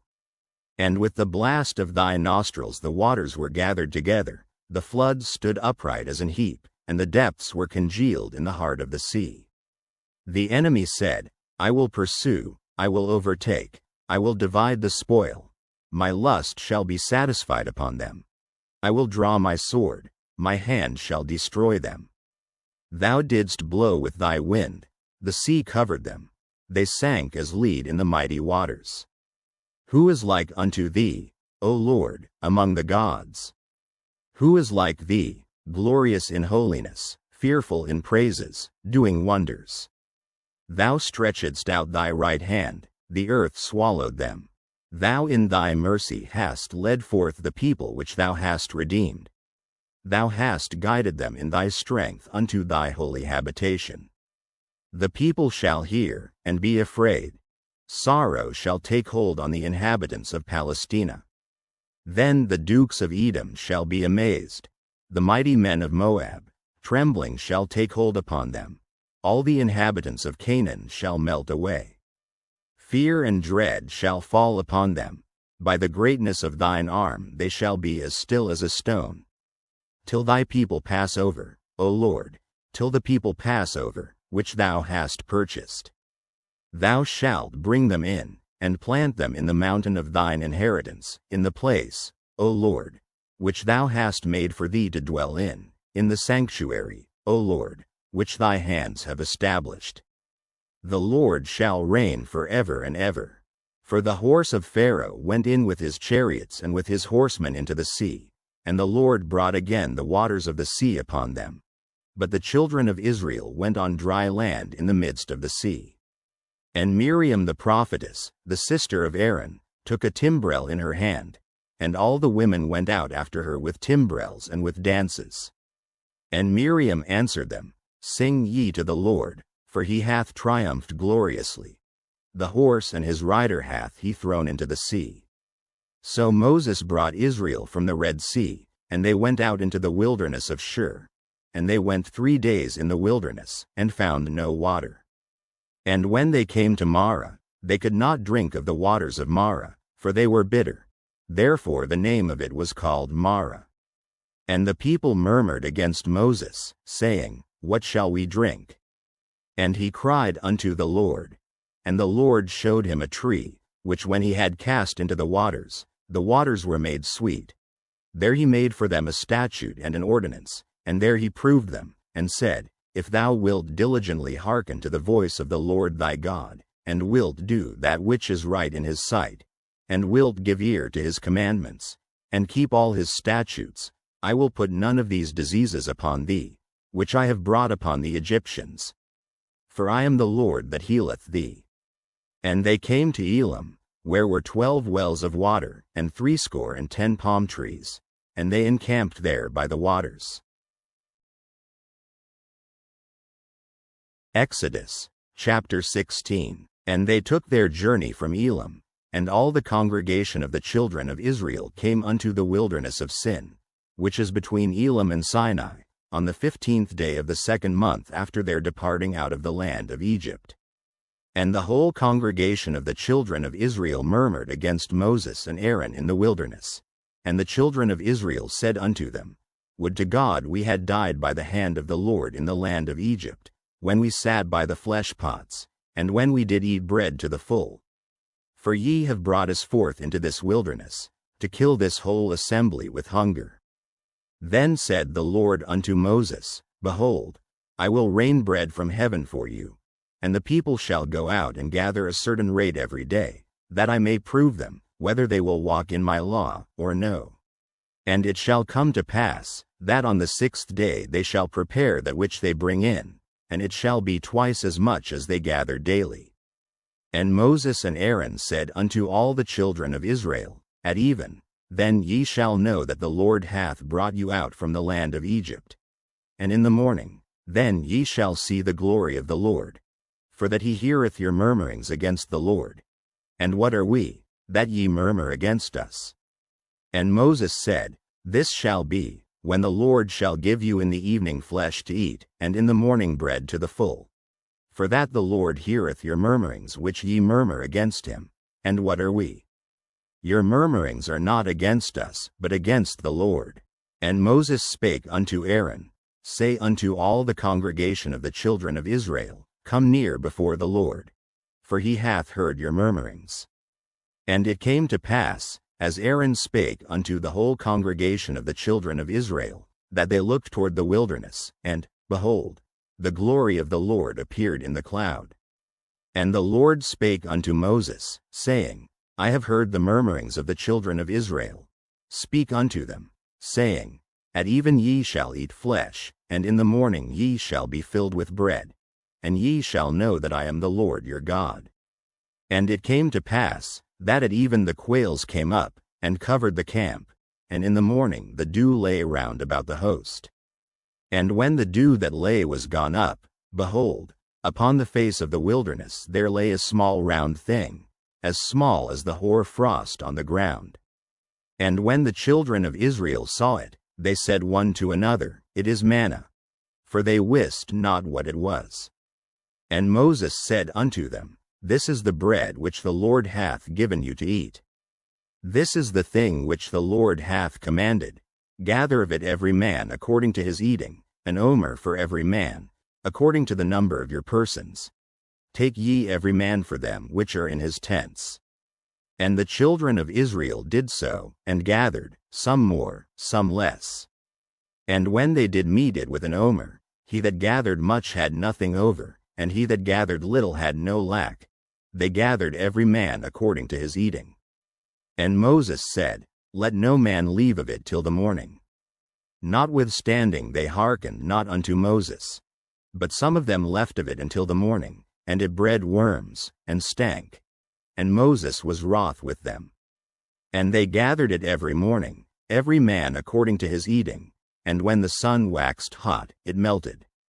And it came to pass, that on the 6th day they gathered twice as much bread, 2 omers for one man.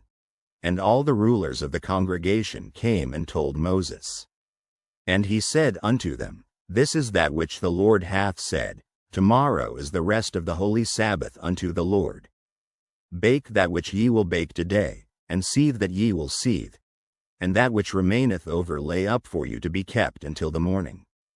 And they laid it up till the morning, as Moses bade, and it did not stink, neither was there any worm therein. And Moses said, Eat that today, for today is a Sabbath unto the Lord. Today ye shall not find it in the field. 6 days ye shall gather it, but on the 7th day, which is the Sabbath, in it there shall be none. And it came to pass, that there went out some of the people on the 7th day for to gather, and they found none. And the Lord said unto Moses, How long refuse ye to keep my commandments and my laws? See, for that the Lord hath given you the Sabbath, therefore he giveth you on the 6th day the bread of 2 days. Abide ye every man in his place. Let no man go out of his place on the 7th day. So the people rested on the 7th day. And the house of Israel called the name thereof manna, and it was like coriander seed, white, and the taste of it was like wafers made with honey. And Moses said, This is the thing which the Lord commandeth, fill an omer of it to be kept for your generations, that they may see the bread wherewith I have fed you in the wilderness, when I brought you forth from the land of Egypt.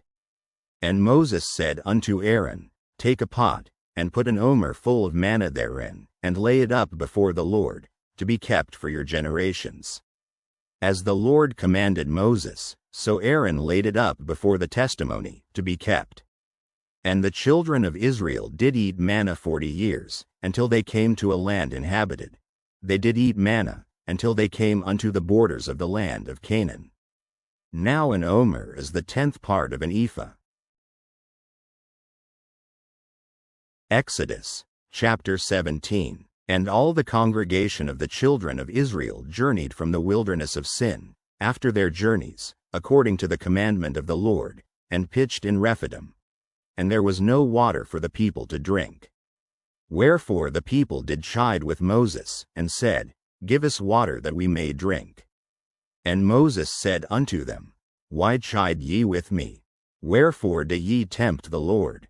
And the people thirsted there for water. And the people murmured against Moses, and said, Wherefore is this that thou hast brought us up out of Egypt, to kill us and our children and our cattle with thirst? And Moses cried unto the Lord, saying, What shall I do unto this people? They be almost ready to stone me.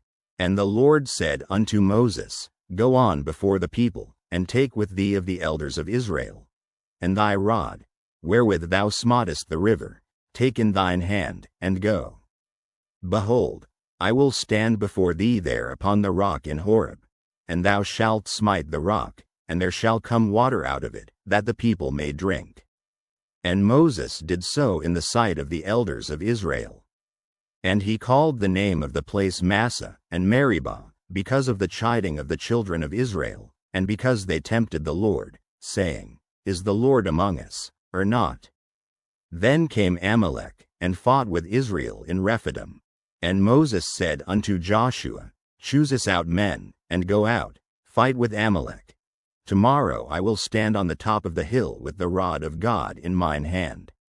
So Joshua did as Moses had said to him, and fought with Amalek. And Moses, Aaron, and Hur went up to the top of the hill. And it came to pass, when Moses held up his hand, that Israel prevailed. And when he let down his hand, Amalek prevailed.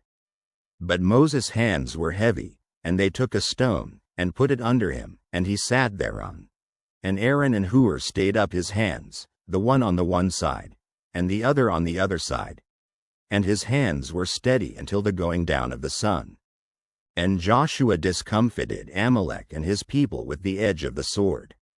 And the Lord said unto Moses, Write this for a memorial in a book, and rehearse it in the ears of Joshua.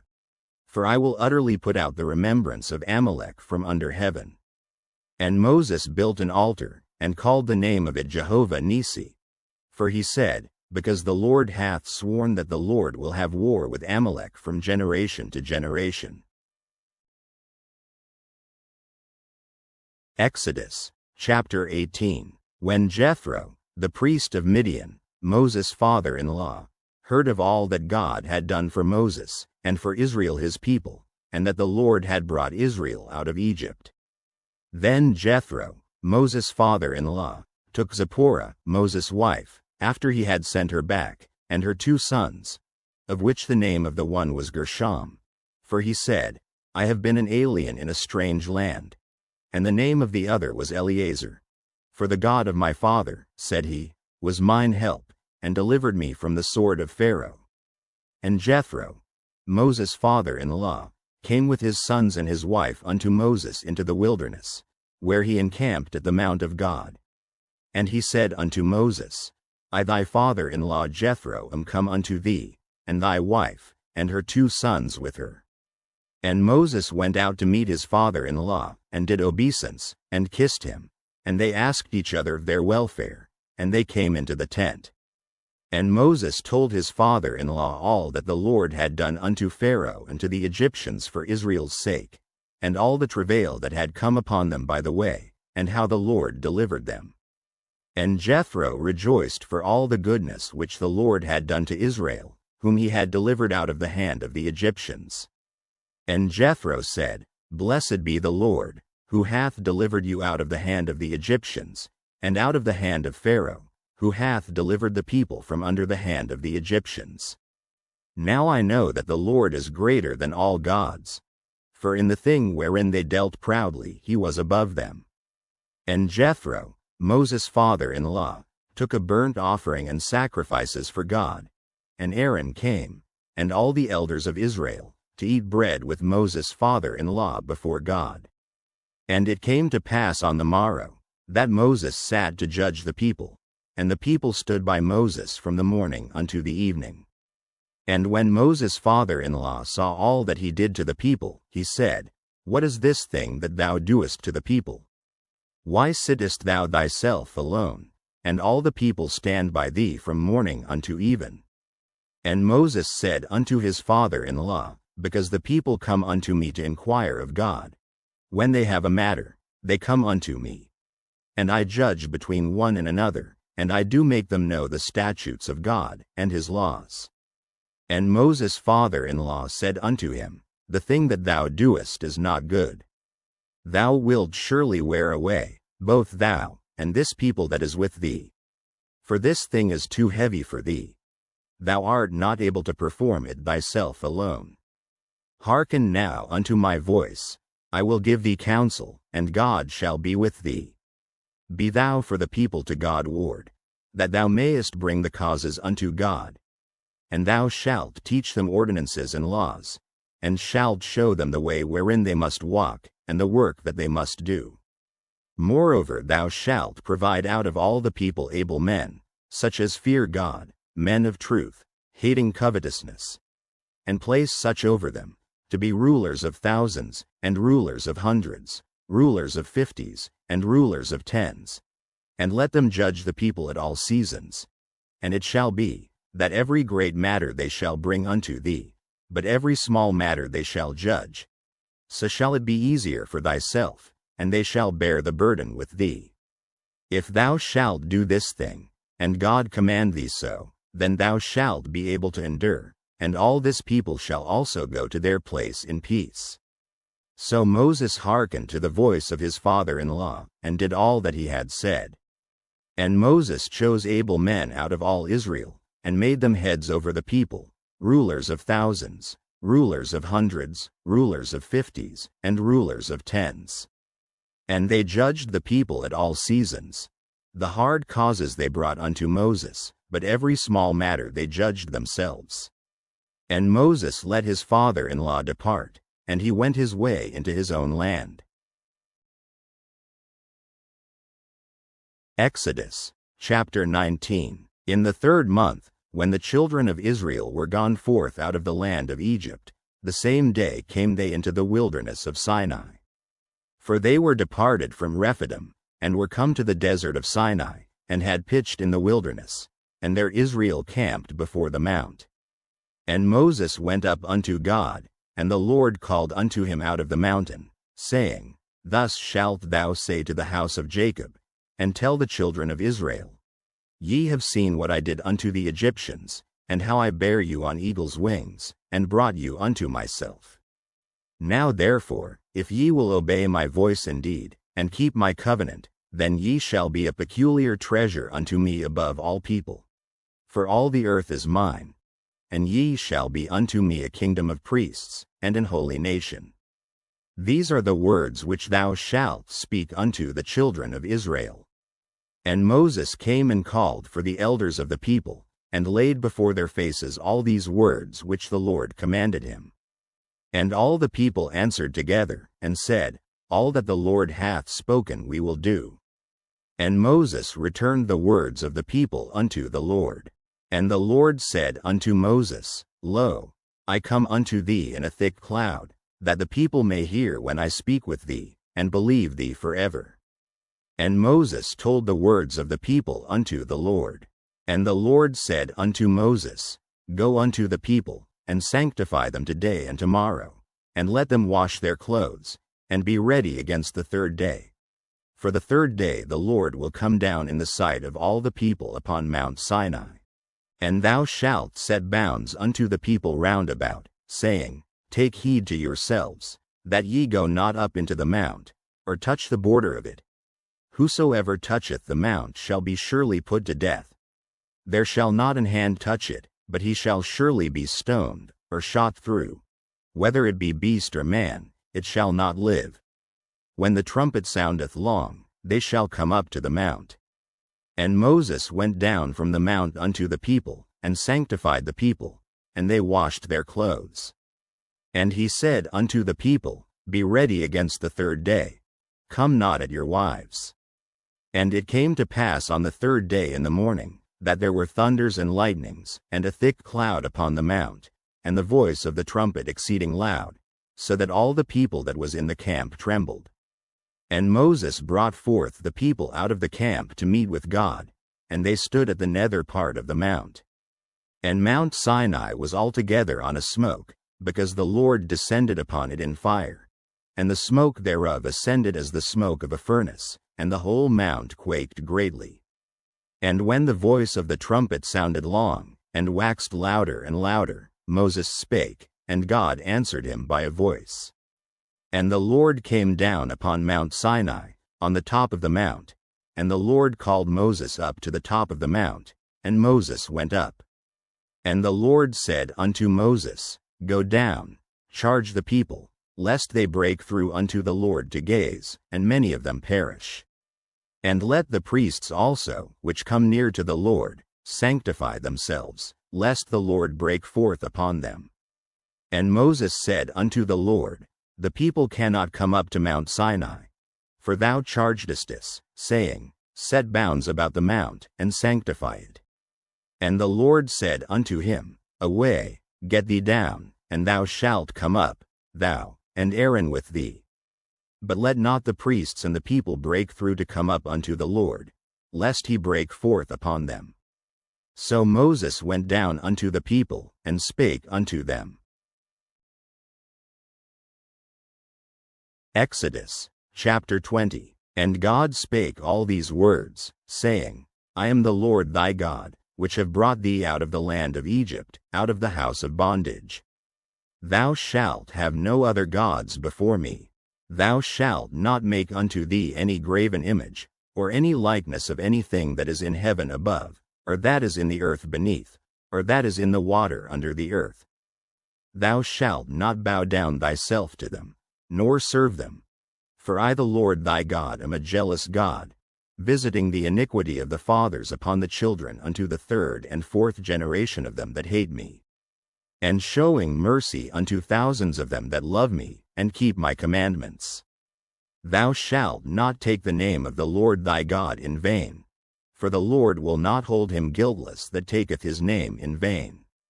Remember the Sabbath day, to keep it holy. 6 days shalt thou labor, and do all thy work. But the seventh day is the Sabbath of the Lord thy God. In it thou shalt not do any work, thou, nor thy son, nor thy daughter, thy manservant, nor thy maidservant, nor thy cattle, nor thy stranger that is within thy gates. For in 6 days the Lord made heaven and earth, the sea, and all that in them is, and rested the seventh day. Wherefore the Lord blessed the Sabbath day, and hallowed it. Honor thy father and thy mother, that thy days may be long upon the land which the Lord thy God giveth thee. Thou shalt not kill. Thou shalt not commit adultery. Thou shalt not steal. Thou shalt not bear false witness against thy neighbor. Thou shalt not covet thy neighbor's house. Thou shalt not covet thy neighbor's wife, nor his manservant, nor his maidservant, nor his ox, nor his ass, nor anything that is thy neighbor's. And all the people saw the thunderings, and the lightnings, and the noise of the trumpet, and the mountain smoking. And when the people saw it, they removed, and stood afar off. And they said unto Moses, Speak thou with us, and we will hear. But let not God speak with us, lest we die. And Moses said unto the people, Fear not, for God is come to prove you, and that his fear may be before your faces, that ye sin not. And the people stood afar off, and Moses drew near unto the thick darkness where God was. And the Lord said unto Moses, Thus thou shalt say unto the children of Israel, Ye have seen that I have talked with you from heaven. Ye shall not make with me gods of silver, neither shall ye make unto you gods of gold. An altar of earth thou shalt make unto me, and shalt sacrifice thereon thy burnt offerings, and thy peace offerings, thy sheep, and thine oxen. In all places where I record my name I will come unto thee, and I will bless thee. And if thou wilt make me an altar of stone, thou shalt not build it of hewn stone. For if thou lift up thy tool upon it, thou hast polluted it. Neither shalt thou go up by steps unto mine altar, that thy nakedness be not discovered thereon. Exodus, chapter 21. Now these are the judgments which thou shalt set before them. If thou buy an Hebrew servant, 6 years he shall serve, and in the 7th he shall go out free for nothing. If he came in by himself, he shall go out by himself. If he were married, then his wife shall go out with him. If his master have given him a wife, and she have borne him sons or daughters, the wife and her children shall be her master's, and he shall go out by himself. And if the servant shall plainly say, I love my master, my wife, and my children, I will not go out free. Then his master shall bring him unto the judges. He shall also bring him to the door, or unto the doorpost. And his master shall bore his ear through with an awl, and he shall serve him forever. And if a man sell his daughter to be a maidservant, she shall not go out as the menservants do. If she please not her master, who hath betrothed her to himself, then shall he let her be redeemed. To sell her unto a strange nation he shall have no power, seeing he hath dealt deceitfully with her. And if he have betrothed her unto his son, he shall deal with her after the manner of daughters. If he take him another wife, her food, her raiment, and her duty of marriage, shall he not diminish. And if he do not these 3 unto her, then shall she go out free without money. He that smiteth a man, so that he die, shall be surely put to death. And if a man lie not in wait, but God deliver him into his hand, then I will appoint thee a place whither he shall flee. But if a man come presumptuously upon his neighbor, to slay him with guile, thou shalt take him from mine altar, that he may die. And he that smiteth his father or his mother shall be surely put to death. And he that stealeth a man, and selleth him, or if he be found in his hand, he shall surely be put to death. And he that curseth his father or his mother shall surely be put to death. And if men strive together, and one smite another with a stone, or with his fist, and he die not, but keepeth his bed, if he rise again, and walk abroad upon his staff, then shall he that smote him be quit. Only he shall pay for the loss of his time, and shall cause him to be thoroughly healed. And if a man smite his servant, or his maid, with a rod, and he die under his hand, he shall be surely punished. Notwithstanding, if he continue a day or 2, he shall not be punished, for he is his money. If men strive, and hurt a woman with child, so that her fruit depart from her, and yet no mischief follow, he shall be surely punished, according as the woman's husband will lay upon him, and he shall pay as the judges determine.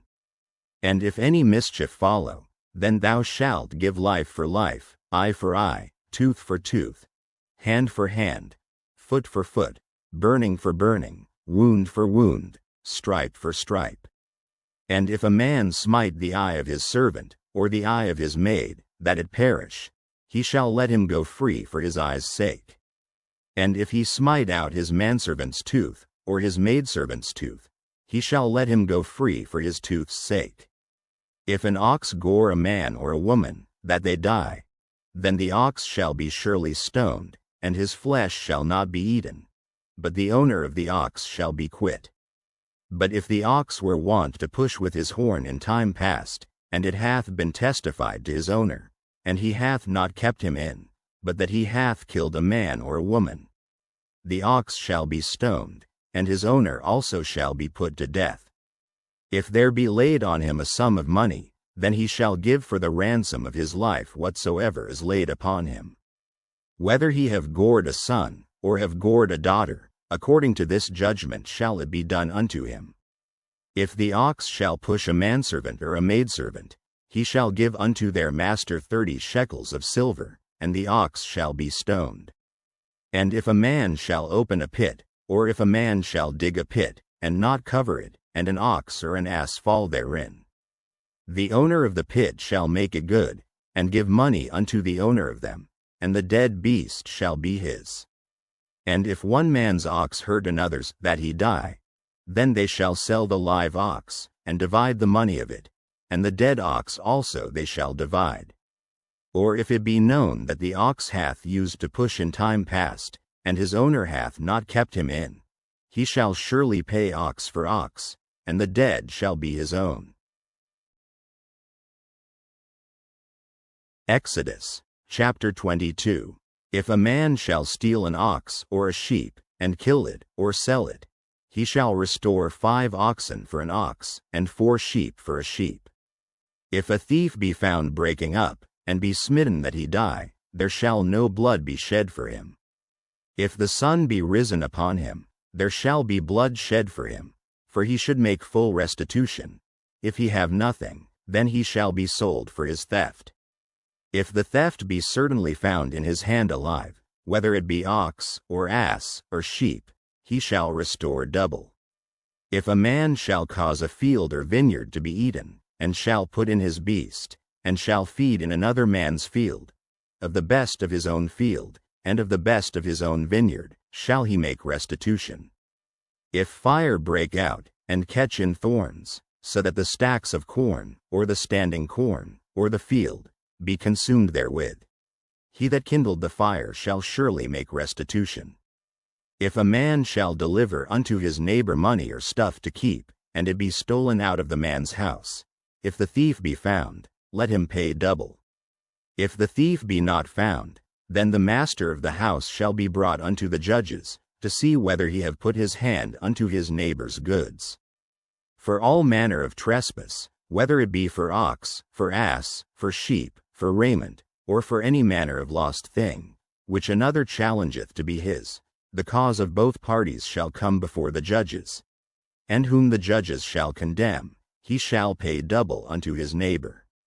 If a man deliver unto his neighbor an ass, or an ox, or a sheep, or any beast, to keep, and it die, or be hurt, or driven away, no man seeing it, then shall an oath of the Lord be between them both, that he hath not put his hand unto his neighbor's goods, and the owner of it shall accept thereof, and he shall not make it good.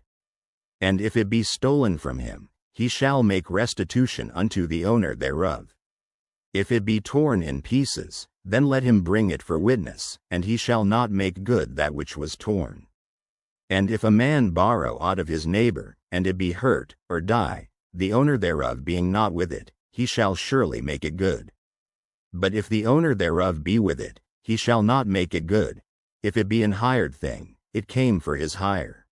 And if a man entice a maid that is not betrothed, and lie with her, he shall surely endow her to be his wife.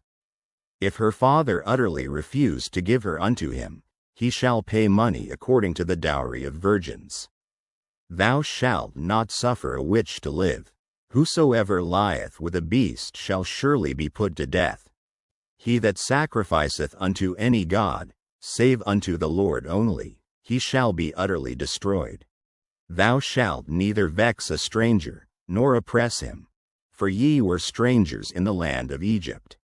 Ye shall not afflict any widow or fatherless child.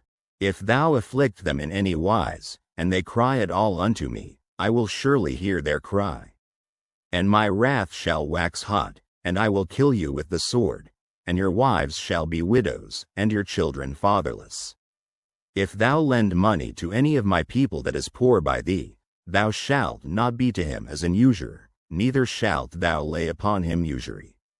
If thou at all take thy neighbor's raiment to pledge, thou shalt deliver it unto him by that the sun goeth down. For that is his covering only, it is his raiment for his skin. Wherein shall he sleep? And it shall come to pass, when he crieth unto me, that I will hear, for I am gracious.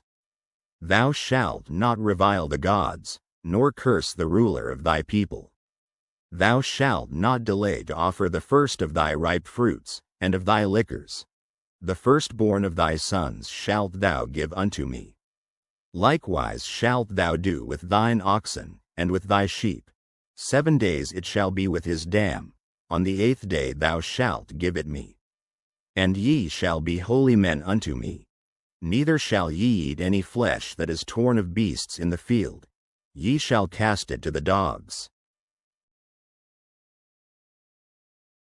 Exodus, chapter 23. Thou shalt not raise a false report. Put not thine hand with the wicked to be an unrighteous witness. Thou shalt not follow a multitude to do evil. Neither shalt thou speak in a cause to decline after many to wrest judgment. Neither shalt thou countenance a poor man in his cause. If thou meet thine enemy's ox or his ass going astray, thou shalt surely bring it back to him again. If thou see the ass of him that hateth thee lying under his burden, and wouldest forbear to help him, thou shalt surely help with him. Thou shalt not wrest the judgment of thy poor in his cause. Keep thee far from a false matter, and the innocent and righteous slay thou not. For I will not justify the wicked. And thou shalt take no gift. For the gift blindeth the wise, and perverteth the words of the righteous. Also thou shalt not oppress a stranger. For ye know the heart of a stranger, seeing ye were strangers in the land of Egypt. And 6 years thou shalt sow thy land, and shalt gather in the fruits thereof. But the 7th year thou shalt let it rest and lie still, that the poor of thy people may eat, and what they leave the beasts of the field shall eat. In like manner thou shalt deal with thy vineyard, and with thy olive yard. 6 days thou shalt do thy work, and on the 7th day thou shalt rest. That thine ox and thine ass may rest, and the son of thy handmaid, and the stranger, may be refreshed. And in all things that I have said unto you be circumspect, and make no mention of the name of other gods, neither let it be heard out of thy mouth. 3 times thou shalt keep a feast unto me in the year. Thou shalt keep the feast of unleavened bread. Thou shalt eat unleavened bread 7 days, as I commanded thee, in the time appointed of the month Abib. For in it thou camest out from Egypt, and none shall appear before me empty. And the feast of harvest, the first fruits of thy labors, which thou hast sown in the field, and the feast of ingathering, which is in the end of the year, when thou hast gathered in thy labors out of the field. 3 times in the year all thy males shall appear before the Lord God. Thou shalt not offer the blood of my sacrifice with leavened bread, neither shall the fat of my sacrifice remain until the morning. The first of the first fruits of thy land thou shalt bring into the house of the Lord thy God. Thou shalt not see the kid in his mother's milk. Behold, I send an angel before thee, to keep thee in the way, and to bring thee into the place which I have prepared. Beware of him, and obey his voice, provoke him not, for he will not pardon your transgressions. For my name is in him. But if thou shalt indeed obey his voice, and do all that I speak, then I will be an enemy unto thine enemies, and an adversary unto thine adversaries. For mine angel shall go before thee, and bring thee in unto the Amorites, and the Hittites, and the Perizzites, and the Canaanites, and the Hivites, and the Jebusites, and I will cut them off. Thou shalt not bow down to their gods, nor serve them, nor do after their works. But thou shalt utterly overthrow them, and quite break down their images. And ye shall serve the Lord your God, and he shall bless thy bread and thy water, and I will take sickness away from the midst of thee. There shall nothing cast their young, nor be barren, in thy land. The number of thy days I will fulfill. I will send my fear before thee, and will destroy all the people to whom thou shalt come, and I will make all thine enemies turn their backs unto thee. And I will send hornets before thee, which shall drive out the Hivite, the Canaanite, and the Hittite from before thee.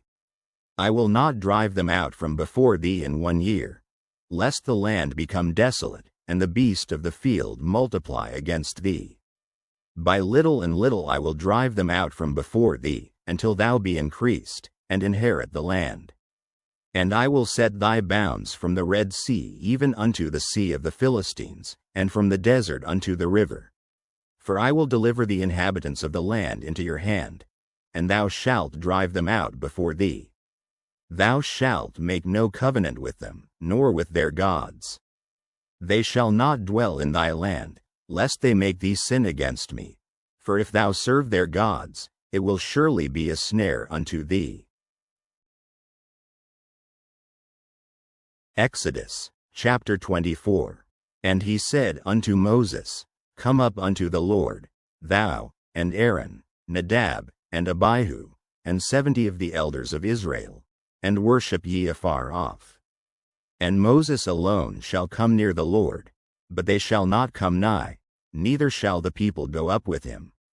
And Moses came and told the people all the words of the Lord, and all the judgments. And all the people answered with one voice, and said, All the words which the Lord hath said will we do. And Moses wrote all the words of the Lord, and rose up early in the morning, and builded an altar under the hill, and 12 pillars, according to the 12 tribes of Israel. And he sent young men of the children of Israel, which offered burnt offerings, and sacrificed peace offerings of oxen unto the Lord. And Moses took half of the blood, and put it in basins, and half of the blood he sprinkled on the altar. And he took the book of the covenant, and read in the audience of the people. And they said, All that the Lord hath said will we do, and be obedient. And Moses took the blood, and sprinkled it on the people, and said, Behold the blood of the covenant, which the Lord hath made with you concerning all these words. Then went up Moses, and Aaron, Nadab, and Abihu, and 70 of the elders of Israel. And they saw the God of Israel. And there was under his feet as it were a paved work of a sapphire stone, and as it were the body of heaven in his clearness. And upon the nobles of the children of Israel he laid not his hand. Also they saw God, and did eat and drink. And the Lord said unto Moses, Come up to me into the mount, and be there. And I will give thee tables of stone, and a law, and commandments which I have written, that thou mayest teach them. And Moses rose up, and his minister Joshua, and Moses went up into the mount of God. And he said unto the elders, Tarry ye here for us, until we come again unto you. And, behold, Aaron and Hur are with you. If any man have any matters to do, let him come unto them. And Moses went up into the mount, and a cloud covered the mount. And the glory of the Lord abode upon Mount Sinai, and the cloud covered it 6 days. And the 7th day he called unto Moses out of the midst of the cloud. And the sight of the glory of the Lord was like devouring fire on the top of the mount in the eyes of the children of Israel. And Moses went into the midst of the cloud, and gat him up into the mount. And Moses was in the mount 40 days and 40 nights. Exodus chapter 25. And the Lord spake unto Moses, saying, Speak unto the children of Israel, that they bring me an offering. Of every man that giveth it willingly with his heart ye shall take my offering. And this is the offering which ye shall take of them: gold, and silver, and brass, and blue, and purple, and scarlet, and fine linen, and goats' hair, and rams' skins dyed red, and badgers' skins, and shittim wood, oil for the light, spices for anointing oil, and for sweet incense, onyx stones, and stones to be set in the ephod, and in the breastplate. And let them make me a sanctuary, that I may dwell among them. According to all that I show thee, after the pattern of the tabernacle, and the pattern of all the instruments thereof, even so shall ye make it. And they shall make an ark of shittim wood. 2 cubits and a half shall be the length thereof, and 1 cubit and a half the breadth thereof, and 1 cubit and a half the height thereof. And thou shalt overlay it with pure gold, within and without shalt thou overlay it, and shalt make upon it a crown of gold round about. And thou shalt cast 4 rings of gold for it, and put them in the 4 corners thereof, and 2 rings shall be in the one side of it, and 2 rings in the other side of it. And thou shalt make staves of shittim wood, and overlay them with gold. And thou shalt put the staves into the rings by the sides of the ark, that the ark may be borne with them. The staves shall be in the rings of the ark, they shall not be taken from it. And thou shalt put into the ark the testimony which I shall give thee. And thou shalt make a mercy seat of pure gold. 2 cubits and a half shall be the length thereof, and 1 cubit and a half the breadth thereof. And thou shalt make 2 cherubims of gold, of beaten work shalt thou make them, in the 2 ends of the mercy seat. And make 1 cherub on the one end, and the other cherub on the other end. Even of the mercy seat shall ye make the cherubims on the 2 ends thereof. And the cherubims shall stretch forth their wings on high, covering the mercy seat with their wings, and their faces shall look one to another. Toward the mercy seat shall the faces of the cherubims be. And thou shalt put the mercy seat above upon the ark, and in the ark thou shalt put the testimony that I shall give thee. And there I will meet with thee, and I will commune with thee from above the mercy seat, from between the 2 cherubims which are upon the ark of the testimony, of all things which I will give thee in commandment unto the children of Israel. Thou shalt also make a table of shittim wood. 2 cubits shall be the length thereof, and 1 cubit the breadth thereof, and 1 cubit and a half the height thereof. And thou shalt overlay it with pure gold, and make thereto a crown of gold round about. And thou shalt make unto it a border of an hand breadth round about, and thou shalt make a golden crown to the border thereof round about. And thou shalt make for it 4 rings of gold, and put the rings in the 4 corners that are on the 4 feet thereof. Over against the border shall the rings be for places of the staves to bear the table. And thou shalt make the staves of shittim wood, and overlay them with gold, that the table may be borne with them. And thou shalt make the dishes thereof, and spoons thereof, and covers thereof, and bowls thereof, to cover withal. Of pure gold shalt thou make them. And thou shalt set upon the table shewbread before me alway. And thou shalt make a candlestick of pure gold. Of beaten work shall the candlestick be made, his shaft, and his branches, his bowls, his knops, and his flowers, shall be of the same. And 6 branches shall come out of the sides of it, 3 branches of the candlestick out of the one side, and 3 branches of the candlestick out of the other side. 3 bowls made like unto almonds, with a knop and a flower in one branch.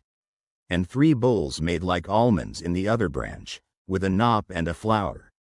So in the 6 branches that come out of the candlestick.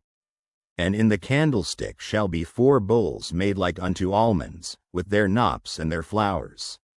And there shall be a knop under 2 branches of the same, and a knop under 2 branches of the same, and a knop under 2 branches of the same, according to the 6 branches that proceed out of the candlestick.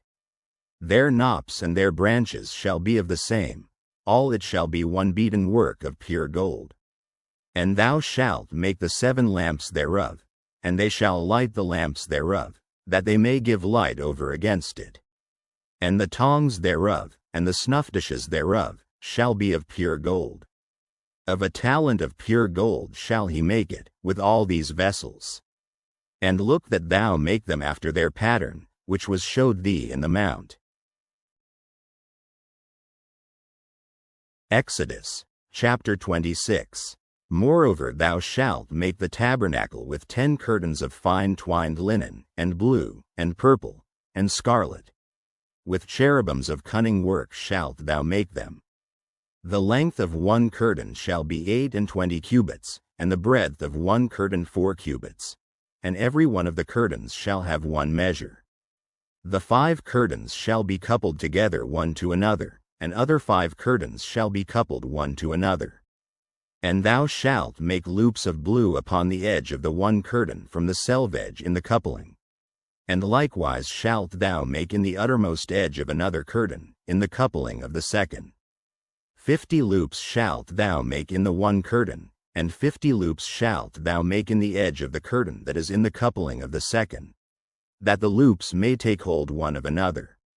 And thou shalt make 50 taches of gold, and couple the curtains together with the taches, and it shall be one tabernacle. And thou shalt make curtains of goat's hair to be a covering upon the tabernacle. 11 curtains shalt thou make. The length of one curtain shall be 30 cubits, and the breadth of one curtain 4 cubits. And the 11 curtains shall be all of one measure. And thou shalt couple 5 curtains by themselves, and 6 curtains by themselves, and shalt double the 6th curtain in the forefront of the tabernacle. And thou shalt make 50 loops on the edge of the one curtain that is outmost in the coupling, and 50 loops in the edge of the curtain which coupled the second. And thou shalt make 50 taches of brass, and put the taches into the loops, and couple the tent together, that it may be one. And the remnant that remaineth of the curtains of the tent, the half curtain that remaineth, shall hang over the backside of the tabernacle. And a cubit on the one side, and a cubit on the other side of that which remaineth in the length of the curtains of the tent, it shall hang over the sides of the tabernacle on this side and on that side, to cover it. And thou shalt make a covering for the tent of rams' skins dyed red, and a covering above of badgers' skins. And thou shalt make boards for the tabernacle of shittim wood standing up. 10 cubits shall be the length of a board, and a cubit and a half shall be the breadth of one board. 2 tenons shall there be in one board, set in order one against another. Thus shalt thou make for all the boards of the tabernacle. And thou shalt make the boards for the tabernacle, 20 boards on the south side southward. And thou shalt make 40 sockets of silver under the 20 boards. 2 sockets under one board for his 2 tenons, and 2 sockets under another board for his 2 tenons. And for the second side of the tabernacle on the north side there shall be 20 boards, and there 40 sockets of silver, 2 sockets under one board, and 2 sockets under another board. And for the sides of the tabernacle westward thou shalt make 6 boards. And 2 boards shalt thou make for the corners of the tabernacle in the 2 sides. And they shall be coupled together beneath, and they shall be coupled together above the head of it unto one ring. Thus shall it be for them both. They shall be for the 2 corners. And they shall be 8 boards, and their sockets of silver, 16 sockets, 2 sockets under one board, and 2 sockets under another board. And thou shalt make bars of shittim wood, 5 for the boards of the one side of the tabernacle, and 5 bars for the boards of the other side of the tabernacle, and 5 bars for the boards of the side of the tabernacle, for the 2 sides westward. And the middle bar in the midst of the boards shall reach from end to end. And thou shalt overlay the boards with gold, and make their rings of gold for places for the bars, and thou shalt overlay the bars with gold. And thou shalt rear up the tabernacle according to the fashion thereof which was showed thee in the mount. And thou shalt make a veil of blue, and purple, and scarlet, and fine twined linen of cunning work. With cherubims shall it be made. And thou shalt hang it upon 4 pillars of shittim wood overlaid with gold. Their hooks shall be of gold, upon the 4 sockets of silver. And thou shalt hang up the veil under the taches, that thou mayest bring in thither within the veil the ark of the testimony. And the veil shall divide unto you between the holy place and the most holy. And thou shalt put the mercy seat upon the ark of the testimony in the most holy place. And thou shalt set the table without the veil, and the candlestick over against the table on the side of the tabernacle toward the south. And thou shalt put the table on the north side. And thou shalt make an hanging for the door of the tent, of blue, and purple, and scarlet, and fine twined linen, wrought with needlework. And thou shalt make for the hanging 5 pillars of shittim wood, and overlay them with gold, and their hooks shall be of gold. And thou shalt cast 5 sockets of brass for them. Exodus, chapter 27. And thou shalt make an altar of shittim wood, 5 cubits long, and 5 cubits broad. The altar shall be 4 square, and the height thereof shall be 3 cubits. And thou shalt make the horns of it upon the 4 corners thereof. His horns shall be of the same, and thou shalt overlay it with brass. And thou shalt make his pans to receive his ashes, and his shovels, and his basins, and his flesh hooks, and his firepans. All the vessels thereof thou shalt make of brass. And thou shalt make for it a grate of network of brass, and upon the net shalt thou make 4 brasen rings in the 4 corners thereof. And thou shalt put it under the compass of the altar beneath, that the net may be even to the midst of the altar. And thou shalt make staves for the altar, staves of shittim wood, and overlay them with brass. And the staves shall be put into the rings, and the staves shall be upon the 2 sides of the altar, to bear it. Hollow with boards shalt thou make it, as it was showed thee in the mount, so shall they make it. And thou shalt make the court of the tabernacle. For the south side southward there shall be hangings for the court of fine twined linen of 100 cubits long for 1 side. And the 20 pillars thereof and their 20 sockets shall be of brass. The hooks of the pillars and their fillets shall be of silver. And likewise for the north side in length there shall be hangings of 100 cubits long, and his 20 pillars and their 20 sockets of brass. The hooks of the pillars and their fillets of silver. And for the breadth of the court on the west side shall be hangings of 50 cubits. Their pillars 10, and their sockets 10. And the breadth of the court on the east side eastward shall be 50 cubits. The hangings of one side of the gate shall be 15 cubits. Their pillars 3, and their sockets 3. And on the other side shall be hangings 15 cubits. Their pillars 3, and their sockets 3. And for the gate of the court shall be an hanging of 20 cubits, of blue, and purple, and scarlet, and fine twined linen, wrought with needlework. And their pillars shall be 4, and their sockets 4. All the pillars round about the court shall be filleted with silver. Their hooks shall be of silver, and their sockets of brass. The length of the court shall be 100 cubits, and the breadth 50 everywhere, and the height 5 cubits of fine twined linen, and their sockets of brass. All the vessels of the tabernacle in all the service thereof, and all the pins thereof, and all the pins of the court, shall be of brass. And thou shalt command the children of Israel, that they bring thee pure oil olive beaten for the light, to cause the lamp to burn always. In the tabernacle of the congregation without the veil, which is before the testimony, Aaron and his sons shall order it from evening to morning before the Lord. It shall be a statute forever unto their generations on the behalf of the children of Israel. Exodus, chapter 28. And take thou unto thee Aaron thy brother, and his sons with him, from among the children of Israel, that he may minister unto me in the priest's office, even Aaron, Nadab and Abihu, Eleazar and Ithamar, Aaron's sons.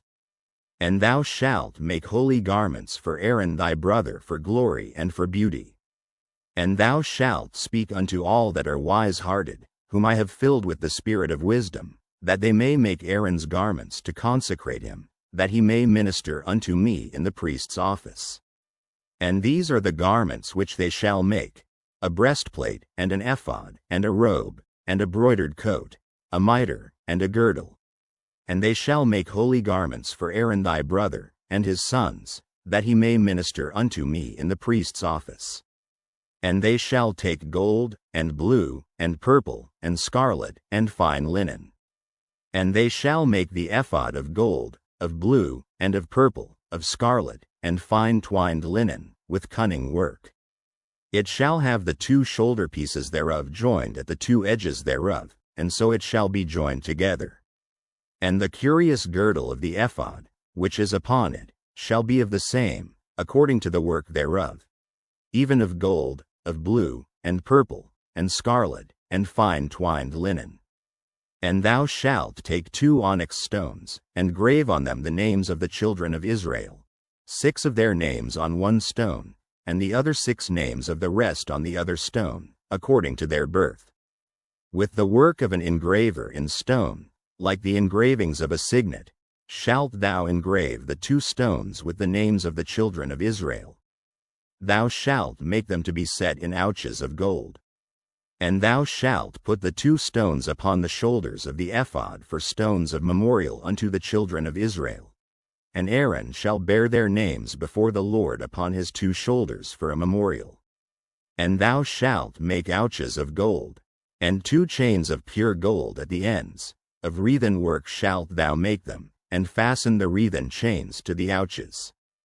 And thou shalt make the breastplate of judgment with cunning work, after the work of the ephod thou shalt make it, of gold, of blue, and of purple, and of scarlet, and of fine twined linen, shalt thou make it. 4 it shall be being doubled. A span shall be the length thereof, and a span shall be the breadth thereof. And thou shalt set in it settings of stones, even 4 rows of stones. The first row shall be a sardius, a topaz, and a carbuncle. This shall be the first row. And the second row shall be an emerald, a sapphire, and a diamond. And the third row a ligure, an agate, and an amethyst. And the 4th row a beryl, and an onyx, and a jasper. They shall be set in gold in their enclosings.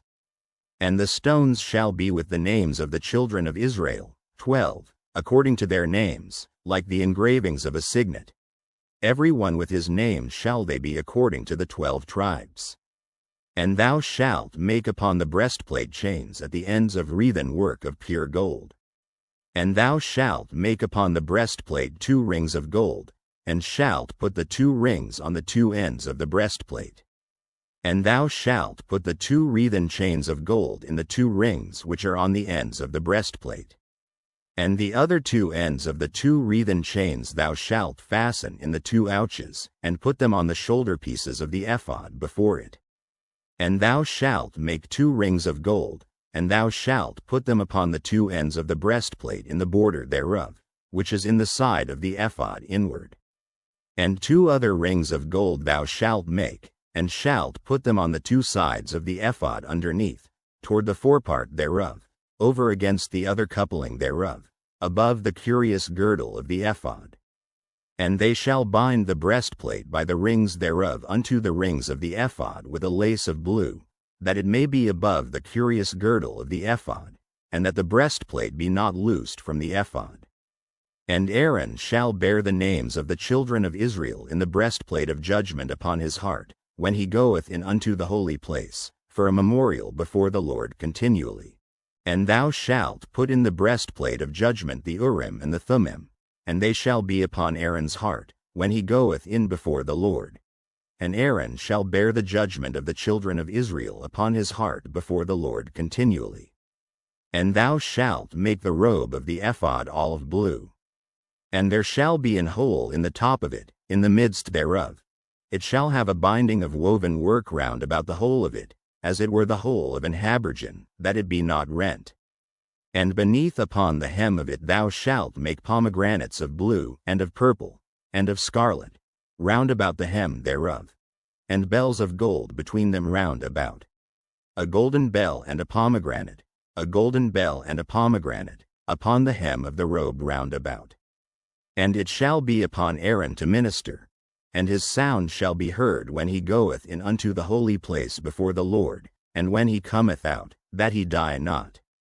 And thou shalt make a plate of pure gold, and grave upon it, like the engravings of a signet, holiness to the Lord. And thou shalt put it on a blue lace, that it may be upon the mitre. Upon the forefront of the mitre it shall be. And it shall be upon Aaron's forehead, that Aaron may bear the iniquity of the holy things, which the children of Israel shall hallow in all their holy gifts. And it shall be always upon his forehead, that they may be accepted before the Lord.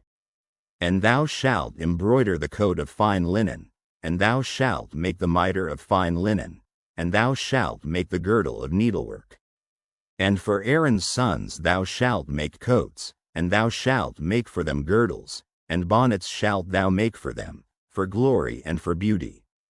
And thou shalt put them upon Aaron thy brother, and his sons with him, and shalt anoint them, and consecrate them, and sanctify them, that they may minister unto me in the priest's office.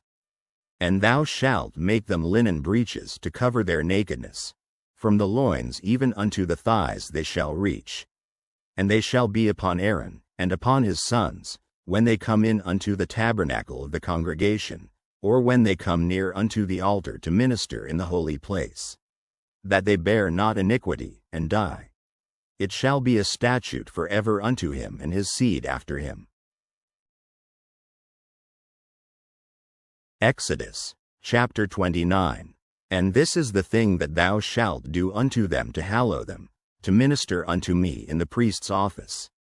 Take 1 young bullock, and 2 rams without blemish, and unleavened bread, and cakes unleavened tempered with oil, and wafers unleavened anointed with oil.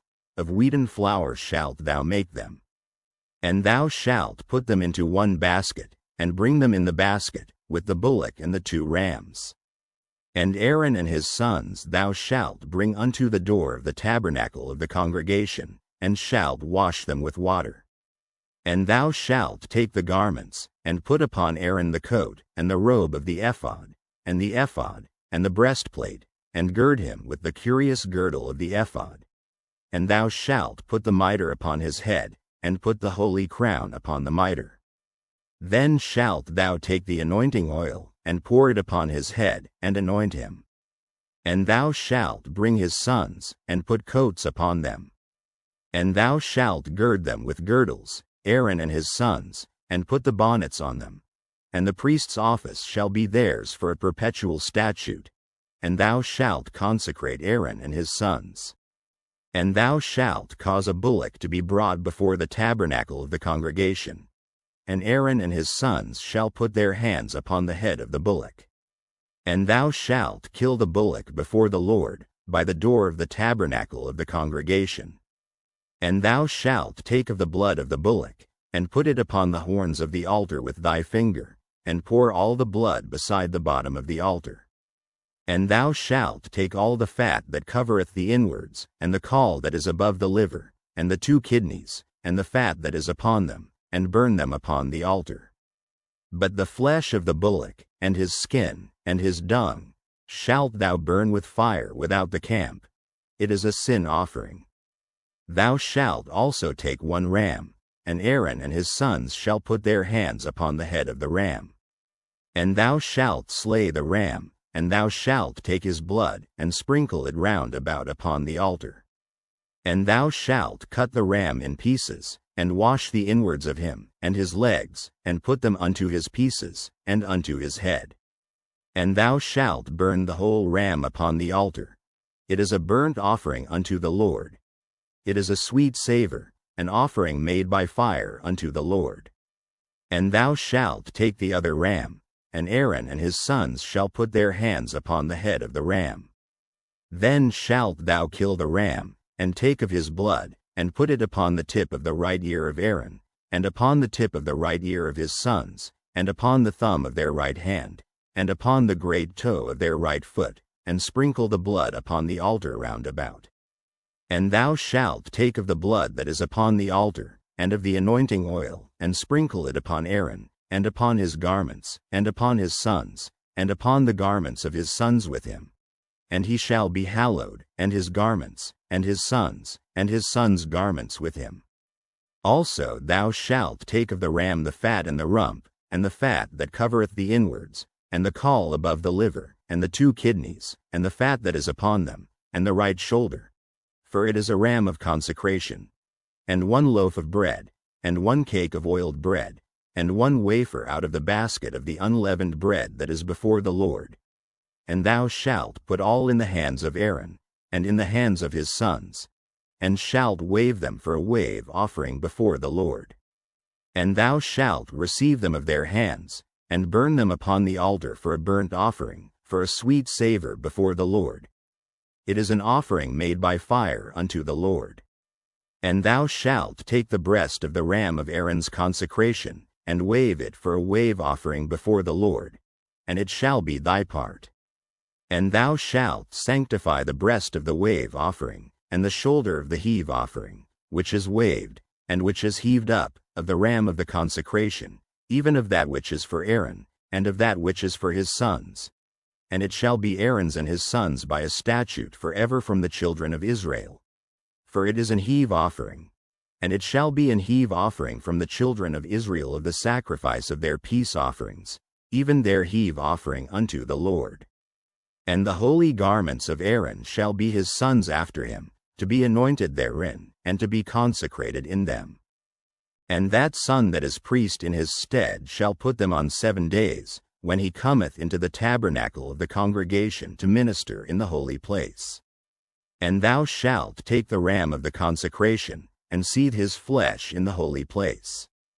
And Aaron and his sons shall eat the flesh of the ram, and the bread that is in the basket, by the door of the tabernacle of the congregation.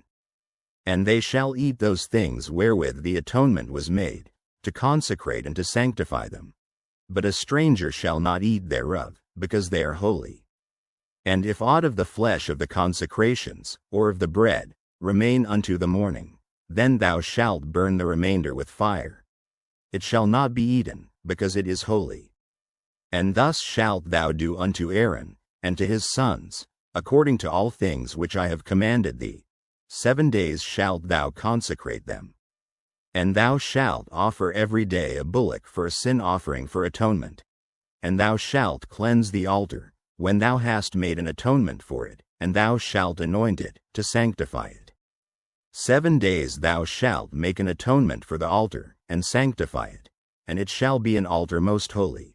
Whatsoever toucheth the altar shall be holy. Now this is that which thou shalt offer upon the altar, 2 lambs of the first year day by day continually.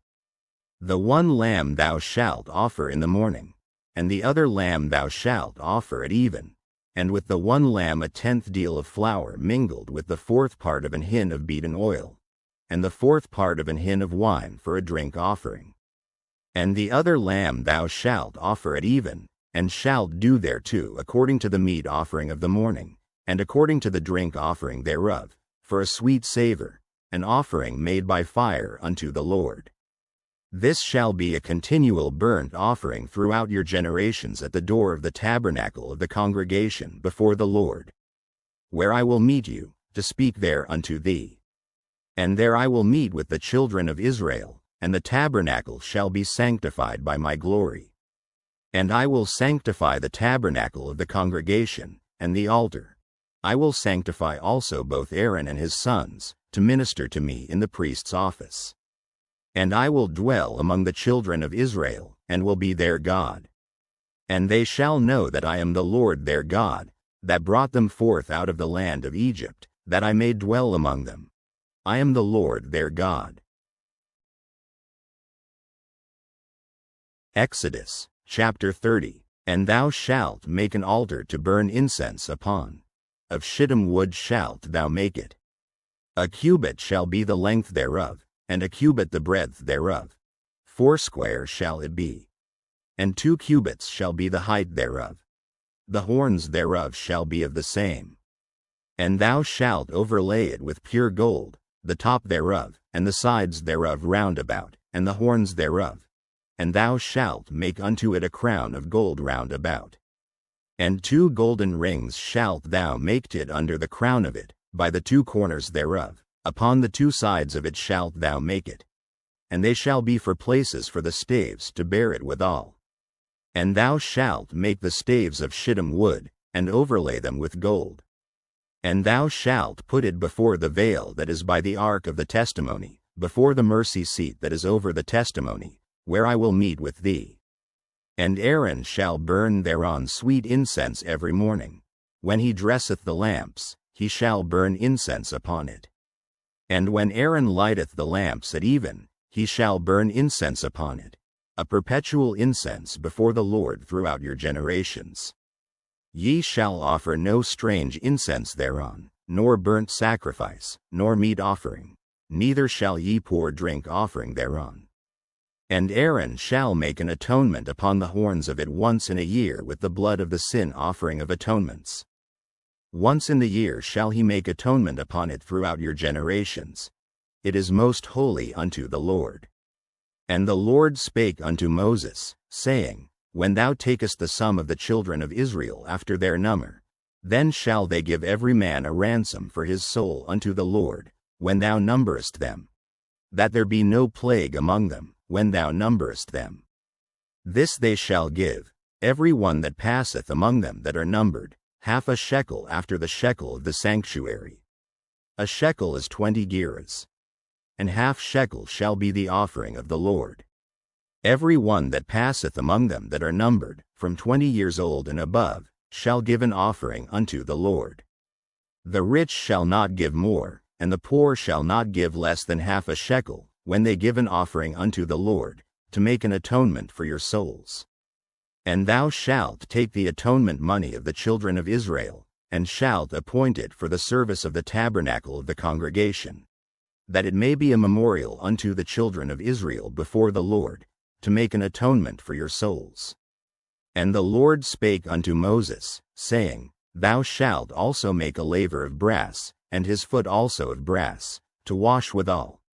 And thou shalt put it between the tabernacle of the congregation and the altar, and thou shalt put water therein. For Aaron and his sons shall wash their hands and their feet thereat. When they go into the tabernacle of the congregation, they shall wash with water, that they die not. Or when they come near to the altar to minister, to burn offering made by fire unto the Lord. So they shall wash their hands and their feet, that they die not. And it shall be a statute forever to them, even to him and to his seed throughout their generations.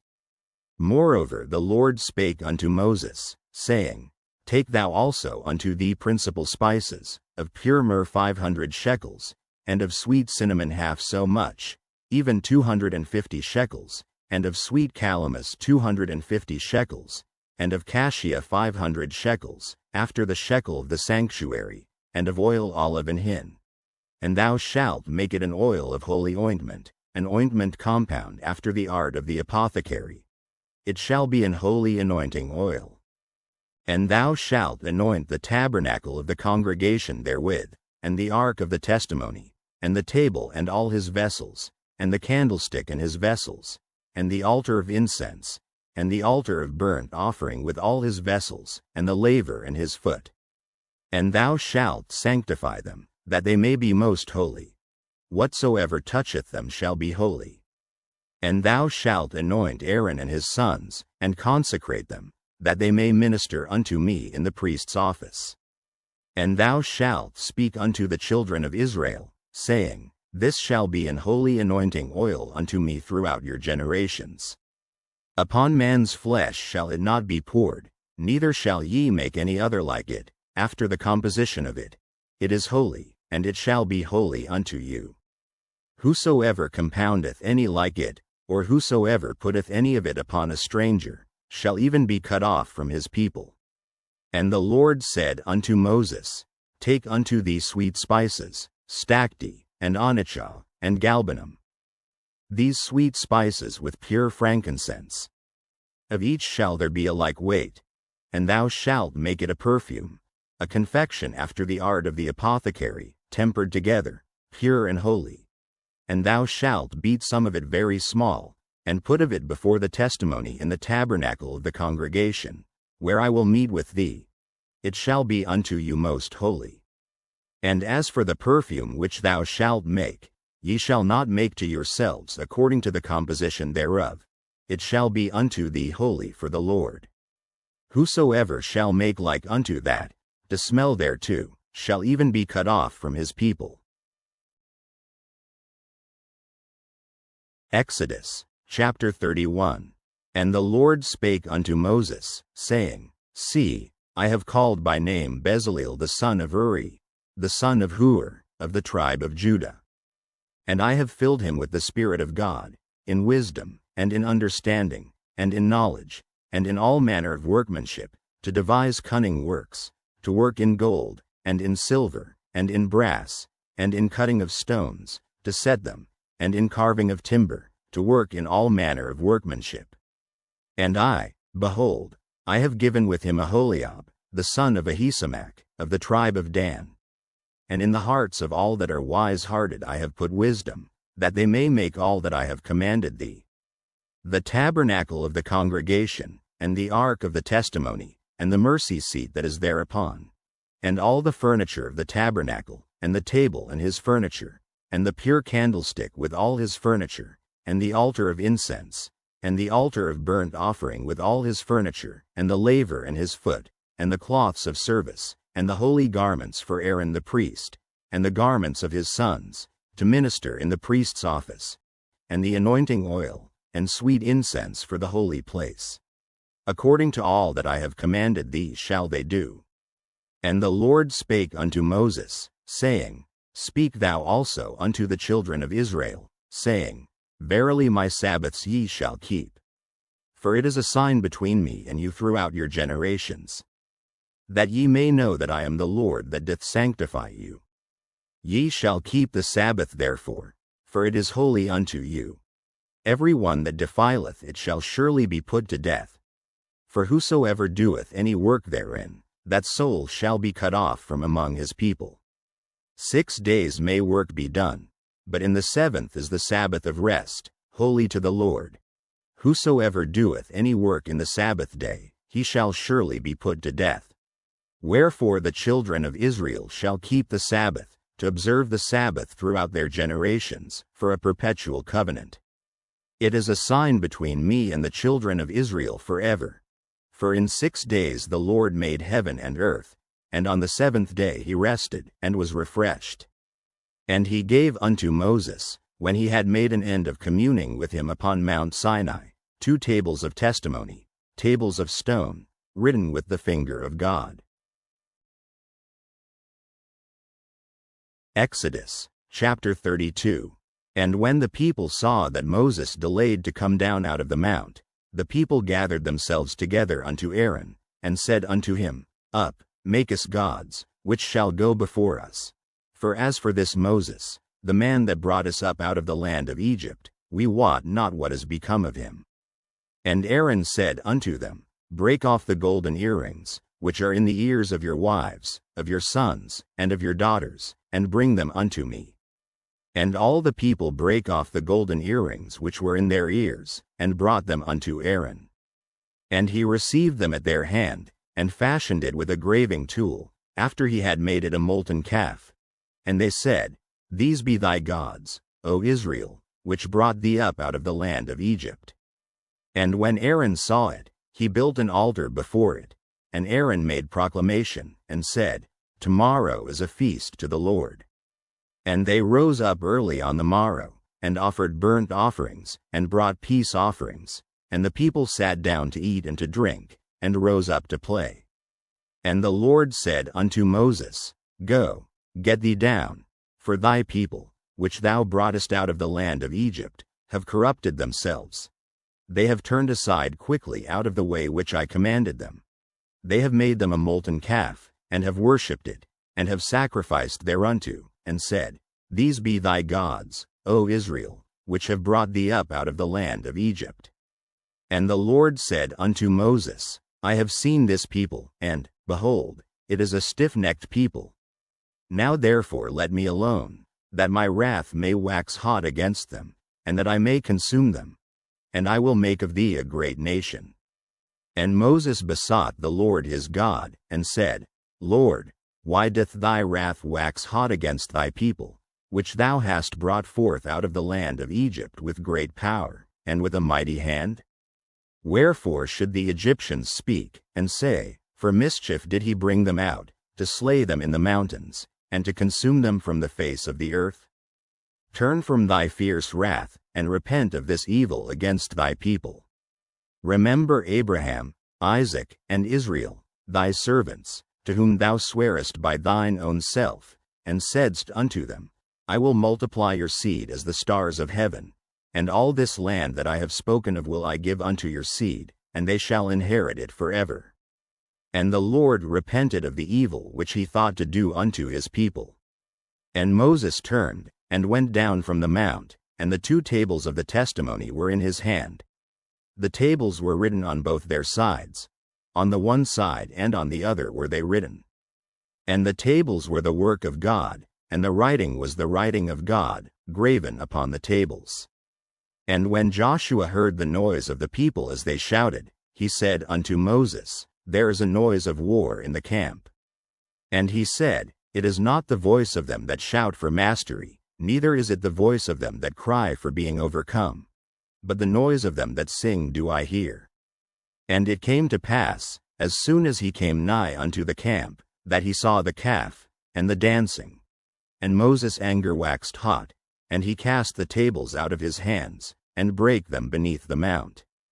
And he took the calf which they had made, and burnt it in the fire, and ground it to powder, and strawed it upon the water, and made the children of Israel drink of it. And Moses said unto Aaron, What did this people unto thee, that thou hast brought so great a sin upon them? And Aaron said, Let not the anger of my Lord wax hot. Thou knowest the people, that they are set on mischief. For they said unto me, Make us gods, which shall go before us. For as for this Moses, the man that brought us up out of the land of Egypt, we wot not what is become of him. And I said unto them, Whosoever hath any gold, let them break it off. So they gave it me. Then I cast it into the fire, and there came out this calf. And when Moses saw that the people were naked, for Aaron had made them naked unto their shame among their enemies, then Moses stood in the gate of the camp, and said, Who is on the Lord's side? Let him come unto me. And all the sons of Levi gathered themselves together unto him. And he said unto them, Thus saith the Lord God of Israel, Put every man his sword by his side, and go in and out from gate to gate throughout the camp, and slay every man his brother, and every man his companion, and every man his neighbor. And the children of Levi did according to the word of Moses, and there fell of the people that day about 3,000 men. For Moses had said, Consecrate yourselves today to the Lord, even every man upon his son, and upon his brother, that he may bestow upon you a blessing this day. And it came to pass on the morrow, that Moses said unto the people, Ye have sinned a great sin. And now I will go up unto the Lord. Peradventure I shall make an atonement for your sin. And Moses returned unto the Lord, and said, Oh, this people have sinned a great sin, and have made them gods of gold. Yet now, if thou wilt forgive their sin, and if not, blot me, I pray thee, out of thy book which thou hast written. And the Lord said unto Moses, Whosoever hath sinned against me, him will I blot out of my book. Therefore now go, lead the people unto the place of which I have spoken unto thee. Behold, mine angel shall go before thee. Nevertheless in the day when I visit I will visit their sin upon them. And the Lord plagued the people, because they made the calf, which Aaron made. Exodus, chapter 33. And the Lord said unto Moses, Depart, and go up hence, thou and the people which thou hast brought up out of the land of Egypt, unto the land which I swear unto Abraham, to Isaac, and to Jacob, saying, Unto thy seed will I give it. And I will send an angel before thee. And I will drive out the Canaanite, the Amorite, and the Hittite, and the Perizzite, the Hivite, and the Jebusite. unto a land flowing with milk and honey. For I will not go up in the midst of thee, for thou art a stiff-necked people, lest I consume thee in the way. And when the people heard these evil tidings, they mourned, and no man did put on him his ornaments. For the Lord had said unto Moses, Say unto the children of Israel, Ye are a stiff-necked people. I will come up into the midst of thee in a moment, and consume thee. Therefore now put off thy ornaments from thee, that I may know what to do unto thee. And the children of Israel stripped themselves of their ornaments by the Mount Horeb. And Moses took the tabernacle, and pitched it without the camp, afar off from the camp, and called it the tabernacle of the congregation. And it came to pass, that every one which sought the Lord went out unto the tabernacle of the congregation, which was without the camp. And it came to pass, when Moses went out unto the tabernacle, that all the people rose up, and stood every man at his tent door, and looked after Moses, until he was gone into the tabernacle. And it came to pass, as Moses entered into the tabernacle, the cloudy pillar descended, and stood at the door of the tabernacle, and the Lord talked with Moses. And all the people saw the cloudy pillar stand at the tabernacle door, and all the people rose up and worshipped, every man in his tent door. And the Lord spake unto Moses face to face, as a man speaketh unto his friend. And he turned again into the camp, but his servant Joshua, the son of Nun, a young man, departed not out of the tabernacle. And Moses said unto the Lord, See, thou sayest unto me, Bring up this people, and thou hast not let me know whom thou wilt send with me. Yet thou hast said, I know thee by name, and thou hast also found grace in my sight. Now therefore, I pray thee, if I have found grace in thy sight, show me now thy way, that I may know thee, that I may find grace in thy sight. And consider that this nation is thy people. And he said, My presence shall go with thee, and I will give thee rest. And he said unto him, If thy presence go not with me, carry us not up hence. For wherein shall it be known here that I and thy people have found grace in thy sight? Is it not in that thou goest with us? So shall we be separated, I and thy people, from all the people that are upon the face of the earth. And the Lord said unto Moses, I will do this thing also that thou hast spoken. For thou hast found grace in my sight, and I know thee by name. And he said, I beseech thee, show me thy glory. And he said, I will make all my goodness pass before thee, and I will proclaim the name of the Lord before thee. And will be gracious to whom I will be gracious, and will show mercy on whom I will show mercy. And he said, Thou canst not see my face, for there shall no man see me, and live. And the Lord said, Behold, there is a place by me, and thou shalt stand upon a rock. And it shall come to pass, while my glory passeth by, that I will put thee in a cleft of the rock, and will cover thee with my hand while I pass by. And I will take away mine hand, and thou shalt see my back parts, but my face shall not be seen. Exodus, chapter 34. And the Lord said unto Moses, Hew thee 2 tables of stone like unto the first. And I will write upon these tables the words that were in the first tables, which thou breakest. And be ready in the morning, and come up in the morning unto Mount Sinai, and present thyself there to me in the top of the mount. And no man shall come up with thee, neither let any man be seen throughout all the mount. Neither let the flocks nor herds feed before that mount. And he hewed 2 tables of stone like unto the first. And Moses rose up early in the morning, and went up unto Mount Sinai, as the Lord had commanded him, and took in his hand the 2 tables of stone. And the Lord descended in the cloud, and stood with him there, and proclaimed the name of the Lord. And the Lord passed by before him, and proclaimed, The Lord God, merciful and gracious, long-suffering, and abundant in goodness and truth, keeping mercy for thousands, forgiving iniquity and transgression and sin, and that will by no means clear the guilty, visiting the iniquity of the fathers upon the children, and upon the children's children, unto the third and to the fourth generation. And Moses made haste, and bowed his head toward the earth, and worshipped. And he said, If now I have found grace in thy sight, O Lord, let my Lord, I pray thee, go among us. For it is a stiff-necked people, and pardon our iniquity and our sin, and take us for thine inheritance. And he said, Behold, I make a covenant. Before all thy people I will do marvels, such as have not been done in all the earth, nor in any nation. And all the people among which thou art shall see the work of the Lord. For it is a terrible thing that I will do with thee. Observe thou that which I command thee this day. Behold, I drive out before thee the Amorite, and the Canaanite, and the Hittite, and the Perizzite, and the Hivite, and the Jebusite. Take heed to thyself, lest thou make a covenant with the inhabitants of the land whither thou goest, lest it be for a snare in the midst of thee. But ye shall destroy their altars, break their images, and cut down their groves. For thou shalt worship no other God. For the Lord, whose name is jealous, is a jealous God. Lest thou make a covenant with the inhabitants of the land, and they go a-whoring after their gods, and do sacrifice unto their gods, and one call thee, and thou eat of his sacrifice. And thou take of their daughters unto thy sons, and their daughters go a-whoring after their gods, and make thy sons go a-whoring after their gods. Thou shalt make thee no molten gods.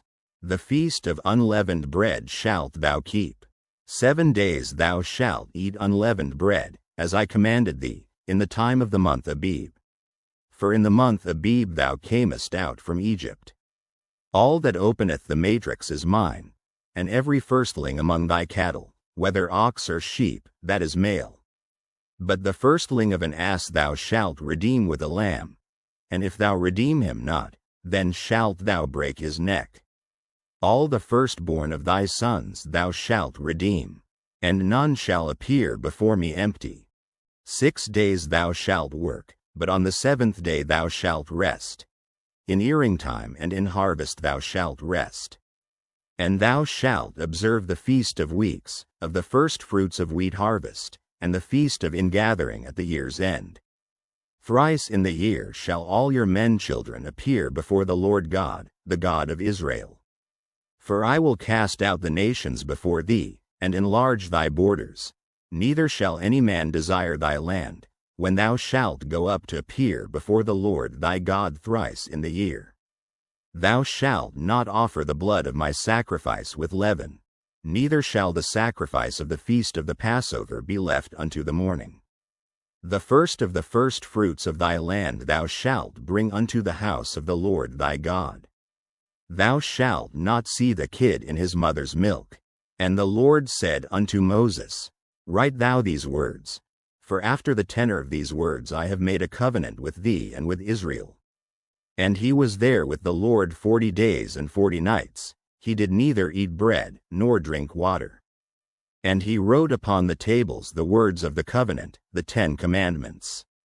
And it came to pass, when Moses came down from Mount Sinai with the 2 tables of testimony in Moses' hand, when he came down from the mount, that Moses wist not that the skin of his face shone while he talked with him.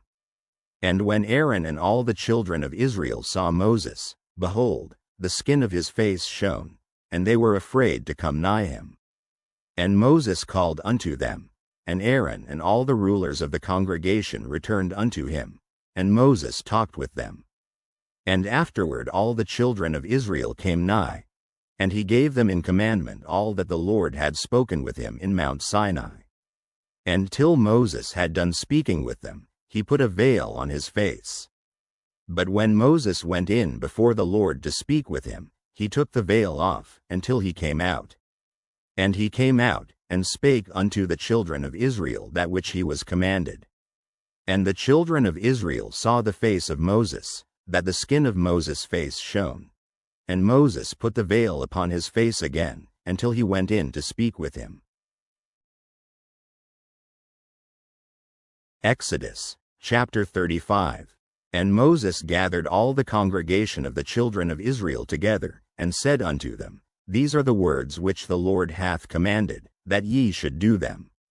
6 days shall work be done, but on the 7th day there shall be to you an holy day, a Sabbath of rest to the Lord. Whosoever doeth work therein shall be put to death. Ye shall kindle no fire throughout your habitations upon the Sabbath day. And Moses spake unto all the congregation of the children of Israel, saying, This is the thing which the Lord commanded, saying, Take ye from among you an offering unto the Lord. Whosoever is of a willing heart, let him bring it, an offering of the Lord, gold, and silver, and brass, and blue, and purple, and scarlet, and fine linen, and goat's hair, and rams' skins dyed red, and badgers' skins, and shittim wood, and oil for the light, and spices for anointing oil, and for the sweet incense, and onyx stones, and stones to be set for the ephod, and for the breastplate. And every wise-hearted among you shall come, and make all that the Lord hath commanded. The tabernacle, his tent, and his covering, his taches, and his boards, his bars, his pillars, and his sockets. The ark, and the staves thereof, with the mercy seat, and the veil of the covering. The table, and his staves, and all his vessels, and the shewbread. The candlestick also for the light, and his furniture, and his lamps, with the oil for the light, and the incense altar, and his staves, and the anointing oil, and the sweet incense, and the hanging for the door at the entering in of the tabernacle. The altar of burnt offering, with his brasen grate, his staves, and all his vessels, the laver and his foot. The hangings of the court, his pillars, and their sockets, and the hanging for the door of the court. The pins of the tabernacle, and the pins of the court, and their cords. The cloths of service, to do service in the holy place, the holy garments for Aaron the priest, and the garments of his sons, to minister in the priest's office. And all the congregation of the children of Israel departed from the presence of Moses. And they came, every one whose heart stirred him up, and every one whom his spirit made willing, and they brought the Lord's offering to the work of the tabernacle of the congregation, and for all his service, and for the holy garments.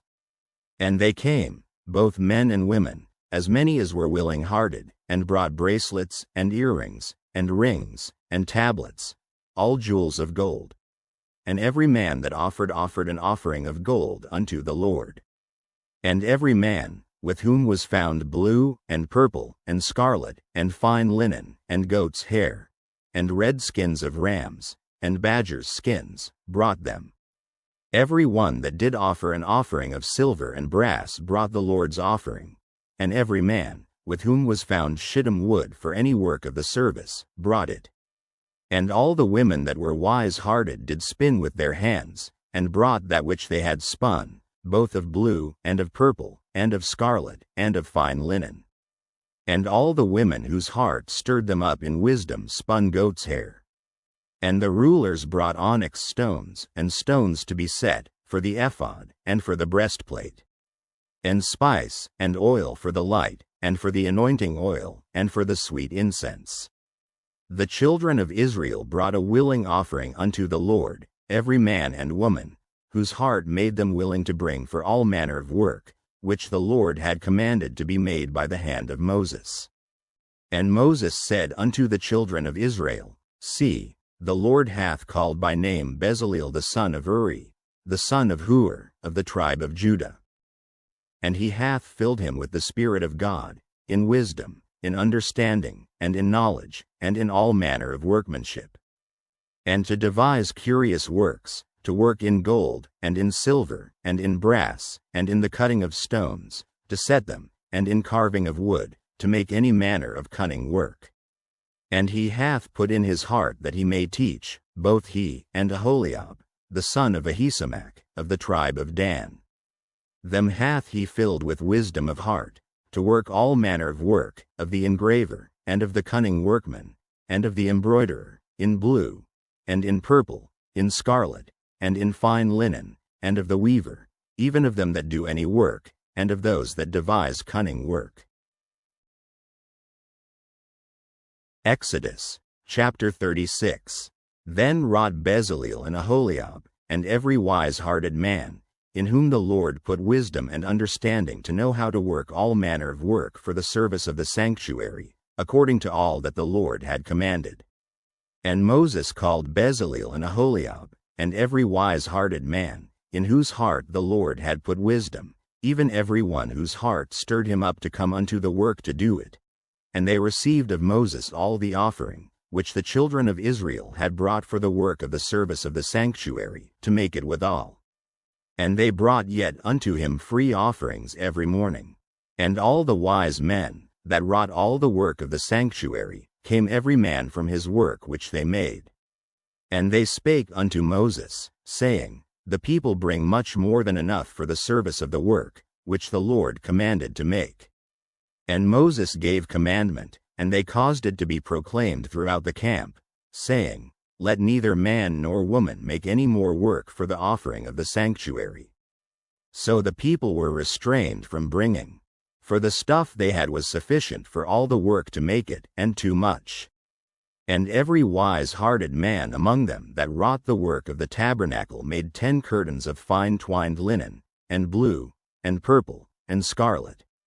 With cherubims of cunning work made he them. The length of one curtain was 28 cubits, and the breadth of one curtain 4 cubits. The curtains were all of one size. And he coupled the 5 curtains one unto another, and the other 5 curtains he coupled one unto another. And he made loops of blue on the edge of one curtain from the selvedge in the coupling. Likewise he made in the uttermost side of another curtain, in the coupling of the second. 50 loops made he in one curtain, and 50 loops made he in the edge of the curtain which was in the coupling of the second. The loops held one curtain to another. And he made 50 taches of gold, and coupled the curtains one unto another with the taches. So it became one tabernacle. And he made curtains of goat's hair for the tent over the tabernacle. 11 curtains he made them. The length of one curtain was 30 cubits, and 4 cubits was the breadth of one curtain. The 11 curtains were of one size. And he coupled 5 curtains by themselves, and 6 curtains by themselves. And he made 50 loops upon the uttermost edge of the curtain in the coupling, and 50 loops made he upon the edge of the curtain which coupled the second. And he made 50 taches of brass to couple the tent together, that it might be one. And he made a covering for the tent of rams' skins dyed red, and a covering of badgers' skins above that. And he made boards for the tabernacle of shittim wood, standing up. The length of a board was 10 cubits, and the breadth of a board 1 cubit and a half. One board had 2 tenons, equally distant one from another. Thus did he make for all the boards of the tabernacle. And he made boards for the tabernacle, 20 boards for the south side southward, and 40 sockets of silver he made under the 20 boards. 2 sockets under one board for his 2 tenons, and 2 sockets under another board for his 2 tenons. And for the other side of the tabernacle, which is toward the north corner, he made 20 boards, and their 40 sockets of silver, 2 sockets under one board, and 2 sockets under another board. And for the sides of the tabernacle westward he made 6 boards. And 2 boards made he for the corners of the tabernacle in the 2 sides. And they were coupled beneath, and coupled together at the head thereof, to one ring. Thus he did to both of them in both the corners. And there were 8 boards, and their sockets were 16 sockets of silver, under every board 2 sockets. And he made bars of shittim wood, 5 for the boards of the one side of the tabernacle, and 5 bars for the boards of the other side of the tabernacle, and 5 bars for the boards of the tabernacle for the sides westward. And he made the middle bar to shoot through the boards from the one end to the other. And he overlaid the boards with gold, and made their rings of gold to be places for the bars, and overlaid the bars with gold. And he made a veil of blue, and purple, and scarlet, and fine twined linen. With cherubims made he it of cunning work. And he made thereunto 4 pillars of shittim wood, and overlaid them with gold. Their hooks were of gold, and he cast for them 4 sockets of silver. And he made an hanging for the tabernacle door of blue, and purple, and scarlet, and fine twined linen, of needlework.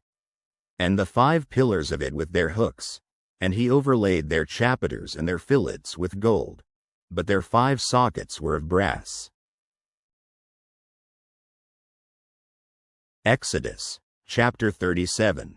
And Bezaleel made the ark of shittim wood. 2 cubits and a half was the length of it, and a cubit and a half the breadth of it, and a cubit and a half the height of it. And he overlaid it with pure gold within and without, and made a crown of gold to it round about. And he cast for it 4 rings of gold, to be set by the 4 corners of it, even 2 rings upon the one side of it, and 2 rings upon the other side of it. And he made staves of shittim wood, and overlaid them with gold. And he put the staves into the rings by the sides of the ark, to bear the ark. And he made the mercy seat of pure gold. 2 cubits and a half was the length thereof, and 1 cubit and a half the breadth thereof. And he made 2 cherubims of gold, beaten out of one piece made he them, on the 2 ends of the mercy seat. 1 cherub on the end on this side, and another cherub on the other end on that side. Out of the mercy seat made he the cherubims on the 2 ends thereof. And the cherubims spread out their wings on high, and covered with their wings over the mercy seat, with their faces one to another. Even to the mercy seatward were the faces of the cherubims. And he made the table of shittim wood. 2 cubits was the length thereof, and a cubit the breadth thereof, and a cubit and a half the height thereof. And he overlaid it with pure gold, and made thereunto a crown of gold round about. Also he made thereunto a border of an handbreadth round about, and made a crown of gold for the border thereof round about. And he cast for it 4 rings of gold, and put the rings upon the 4 corners that were in the 4 feet thereof. Over against the border were the rings, the places for the staves to bear the table. And he made the staves of shittim wood, and overlaid them with gold, to bear the table. And he made the vessels which were upon the table, his dishes, and his spoons, and his bowls, and his covers to cover withal, of pure gold. And he made the candlestick of pure gold. Of beaten work made he the candlestick, his shaft, and his branch, his bowls, his knops, and his flowers, were of the same, and 6 branches going out of the sides thereof. 3 branches of the candlestick out of the one side thereof, and 3 branches of the candlestick out of the other side thereof. 3 bowls made after the fashion of almonds in one branch, a knop and a flower, and 3 bowls made like almonds in another branch, a knop and a flower. So throughout the 6 branches going out of the candlestick. And in the candlestick were 4 bowls made like almonds, his knops, and his flowers, and a knop under 2 branches of the same, and a knop under 2 branches of the same, and a knop under 2 branches of the same, according to the 6 branches going out of it. Their knops and their branches were of the same, all of it was one beaten work of pure gold. And he made his 7 lamps, and his snuffers, and his snuff dishes, of pure gold. Of a talent of pure gold made he it, and all the vessels thereof. And he made the incense altar of shittim wood. The length of it was a cubit, and the breadth of it a cubit. It was foursquare, and 2 cubits was the height of it. The horns thereof were of the same. And he overlaid it with pure gold, both the top of it, and the sides thereof round about, and the horns of it. Also he made unto it a crown of gold round about. And he made 2 rings of gold for it under the crown thereof, by the 2 corners of it, upon the 2 sides thereof, to be places for the staves to bear it withal. And he made the staves of shittim wood, and overlaid them with gold.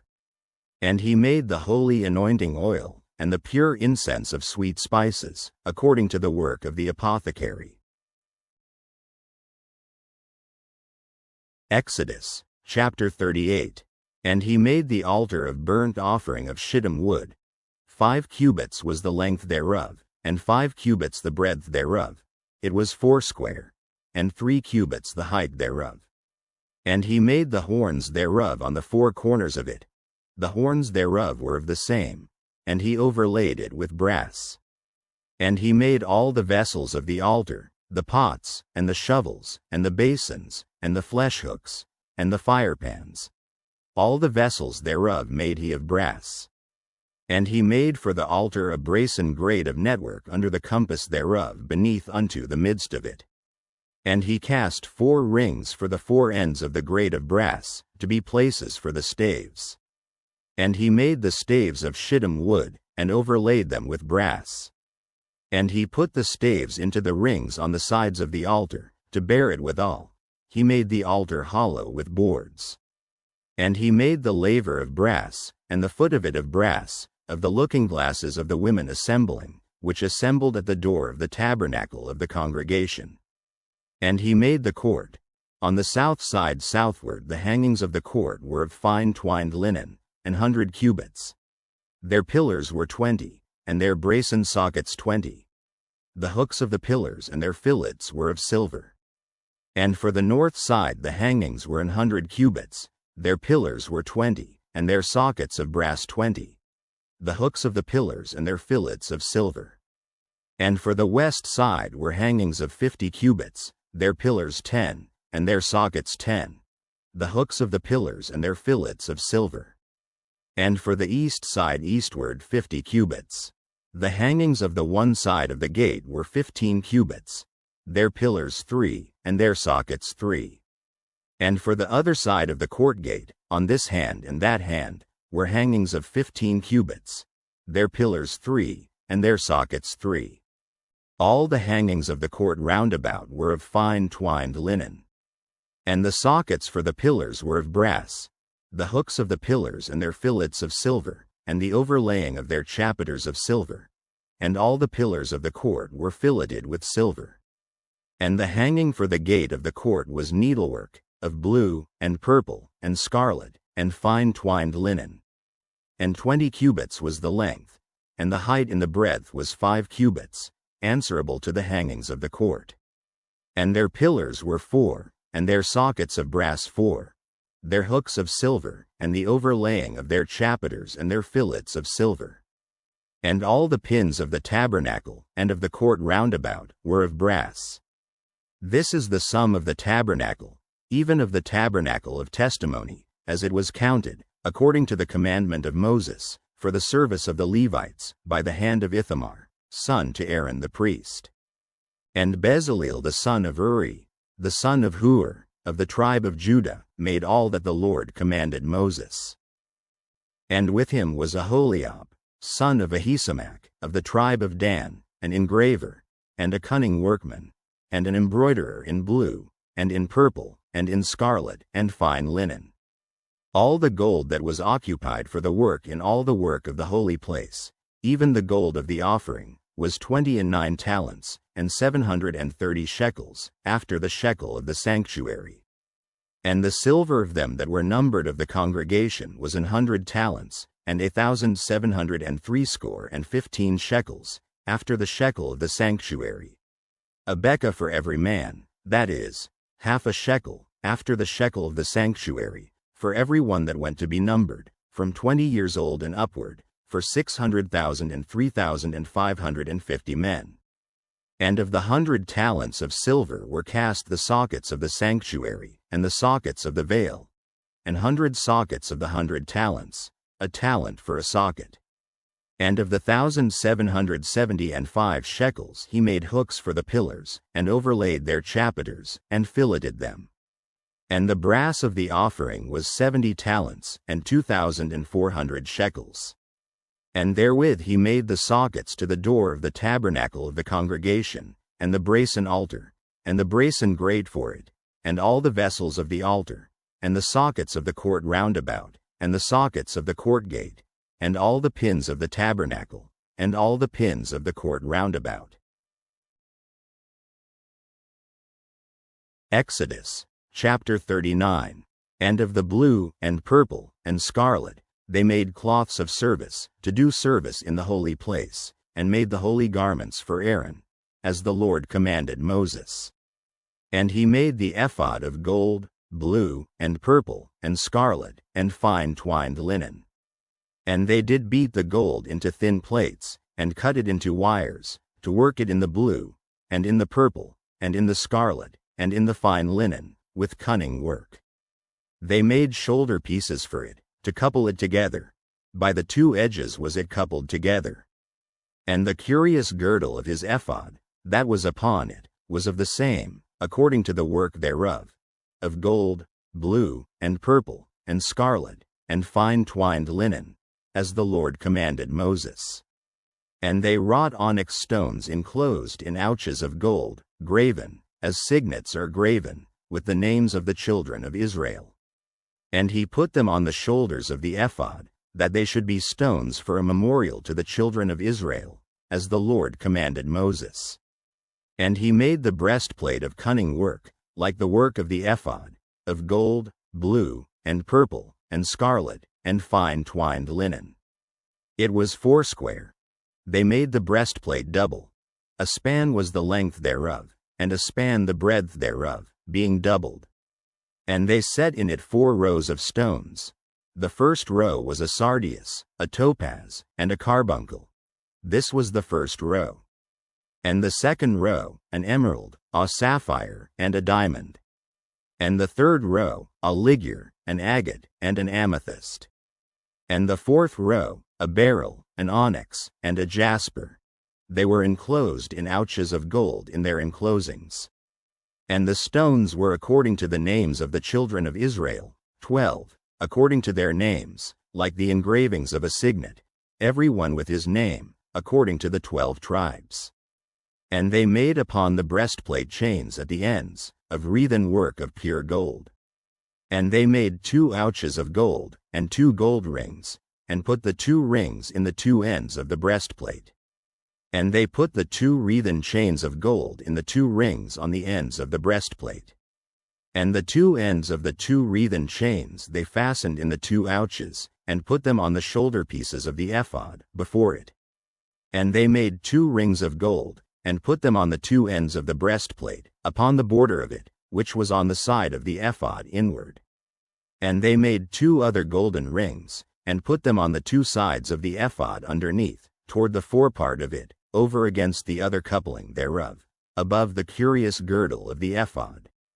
And they did bind the breastplate by his rings unto the rings of the ephod with a lace of blue, that it might be above the curious girdle of the ephod, and that the breastplate might not be loosed from the ephod, as the Lord commanded Moses. And he made the robe of the ephod of woven work, all of blue. And there was an hole in the midst of the robe, as the hole of an habergeon, with a band round about the hole, that it should not rend. And they made upon the hems of the robe pomegranates of blue, and purple, and scarlet, and twined linen. And they made bells of pure gold, and put the bells between the pomegranates upon the hem of the robe, round about between the pomegranates, a bell and a pomegranate, a bell and a pomegranate, round about the hem of the robe to minister in, as the Lord commanded Moses.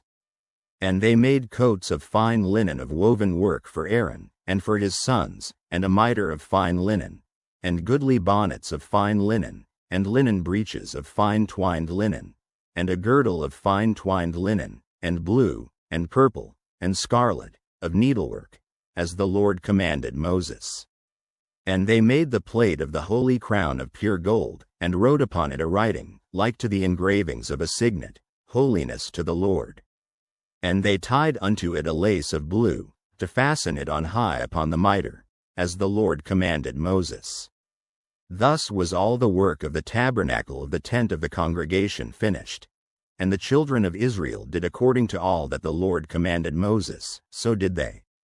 And they brought the tabernacle unto Moses, the tent, and all his furniture, his taches, his boards, his bars, and his pillars, and his sockets, and the covering of rams' skins dyed red, and the covering of badgers' skins, and the veil of the covering, the ark of the testimony, and the staves thereof, and the mercy seat, the table, and all the vessels thereof, and the shewbread, the pure candlestick, with the lamps thereof, even with the lamps to be set in order, and all the vessels thereof, and the oil for light, and the golden altar, and the anointing oil, and the sweet incense, and the hanging for the tabernacle door, the brasen altar, and his grate of brass, his staves, and all his vessels, the laver and his foot. The hangings of the court, his pillars, and his sockets, and the hanging for the court gate, his cords, and his pins, and all the vessels of the service of the tabernacle, for the tent of the congregation. The cloths of service to do service in the holy place, and the holy garments for Aaron the priest, and his sons' garments, to minister in the priest's office. According to all that the Lord commanded Moses, so the children of Israel made all the work. And Moses did look upon all the work, and, behold, they had done it as the Lord had commanded, even so had they done it. And Moses blessed them. Exodus, chapter 40. And the Lord spake unto Moses, saying, On the first day of the first month shalt thou set up the tabernacle of the tent of the congregation. And thou shalt put therein the ark of the testimony, and cover the ark with the veil. And thou shalt bring in the table, and set in order the things that are to be set in order upon it.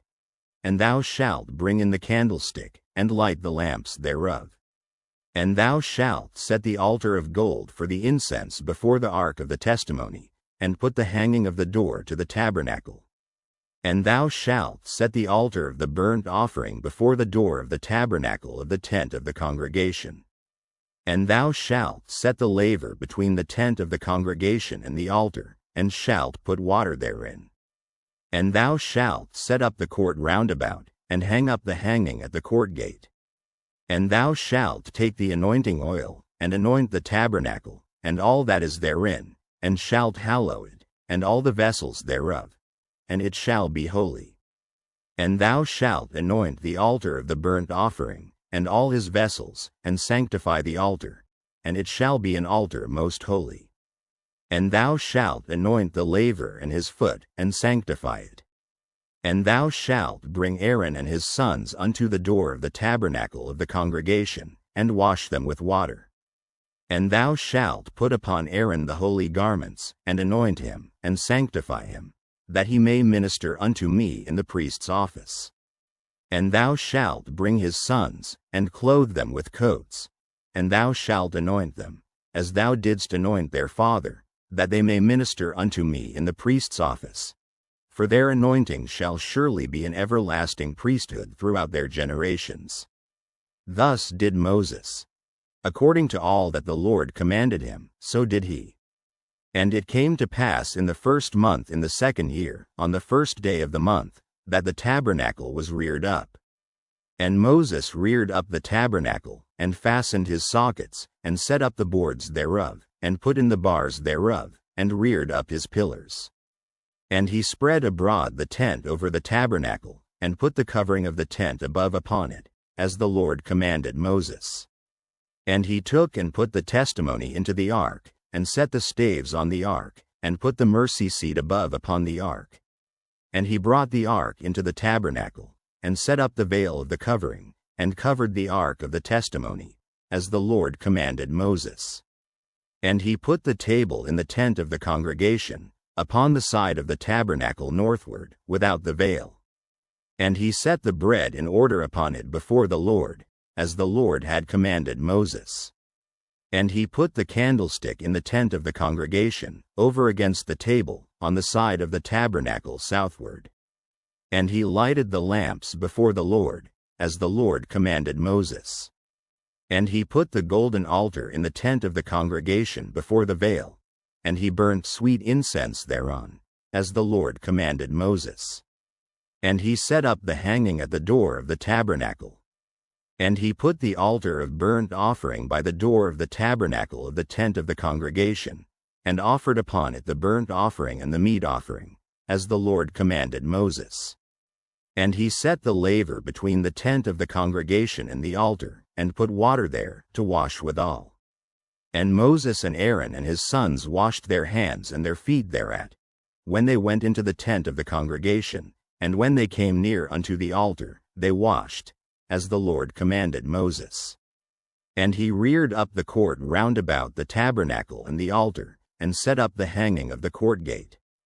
So Moses finished the work. Then a cloud covered the tent of the congregation, and the glory of the Lord filled the tabernacle. And Moses was not able to enter into the tent of the congregation, because the cloud abode thereon, and the glory of the Lord filled the tabernacle. And when the cloud was taken up from over the tabernacle, the children of Israel went onward in all their journeys. But if the cloud were not taken up, then they journeyed not till the day that it was taken up.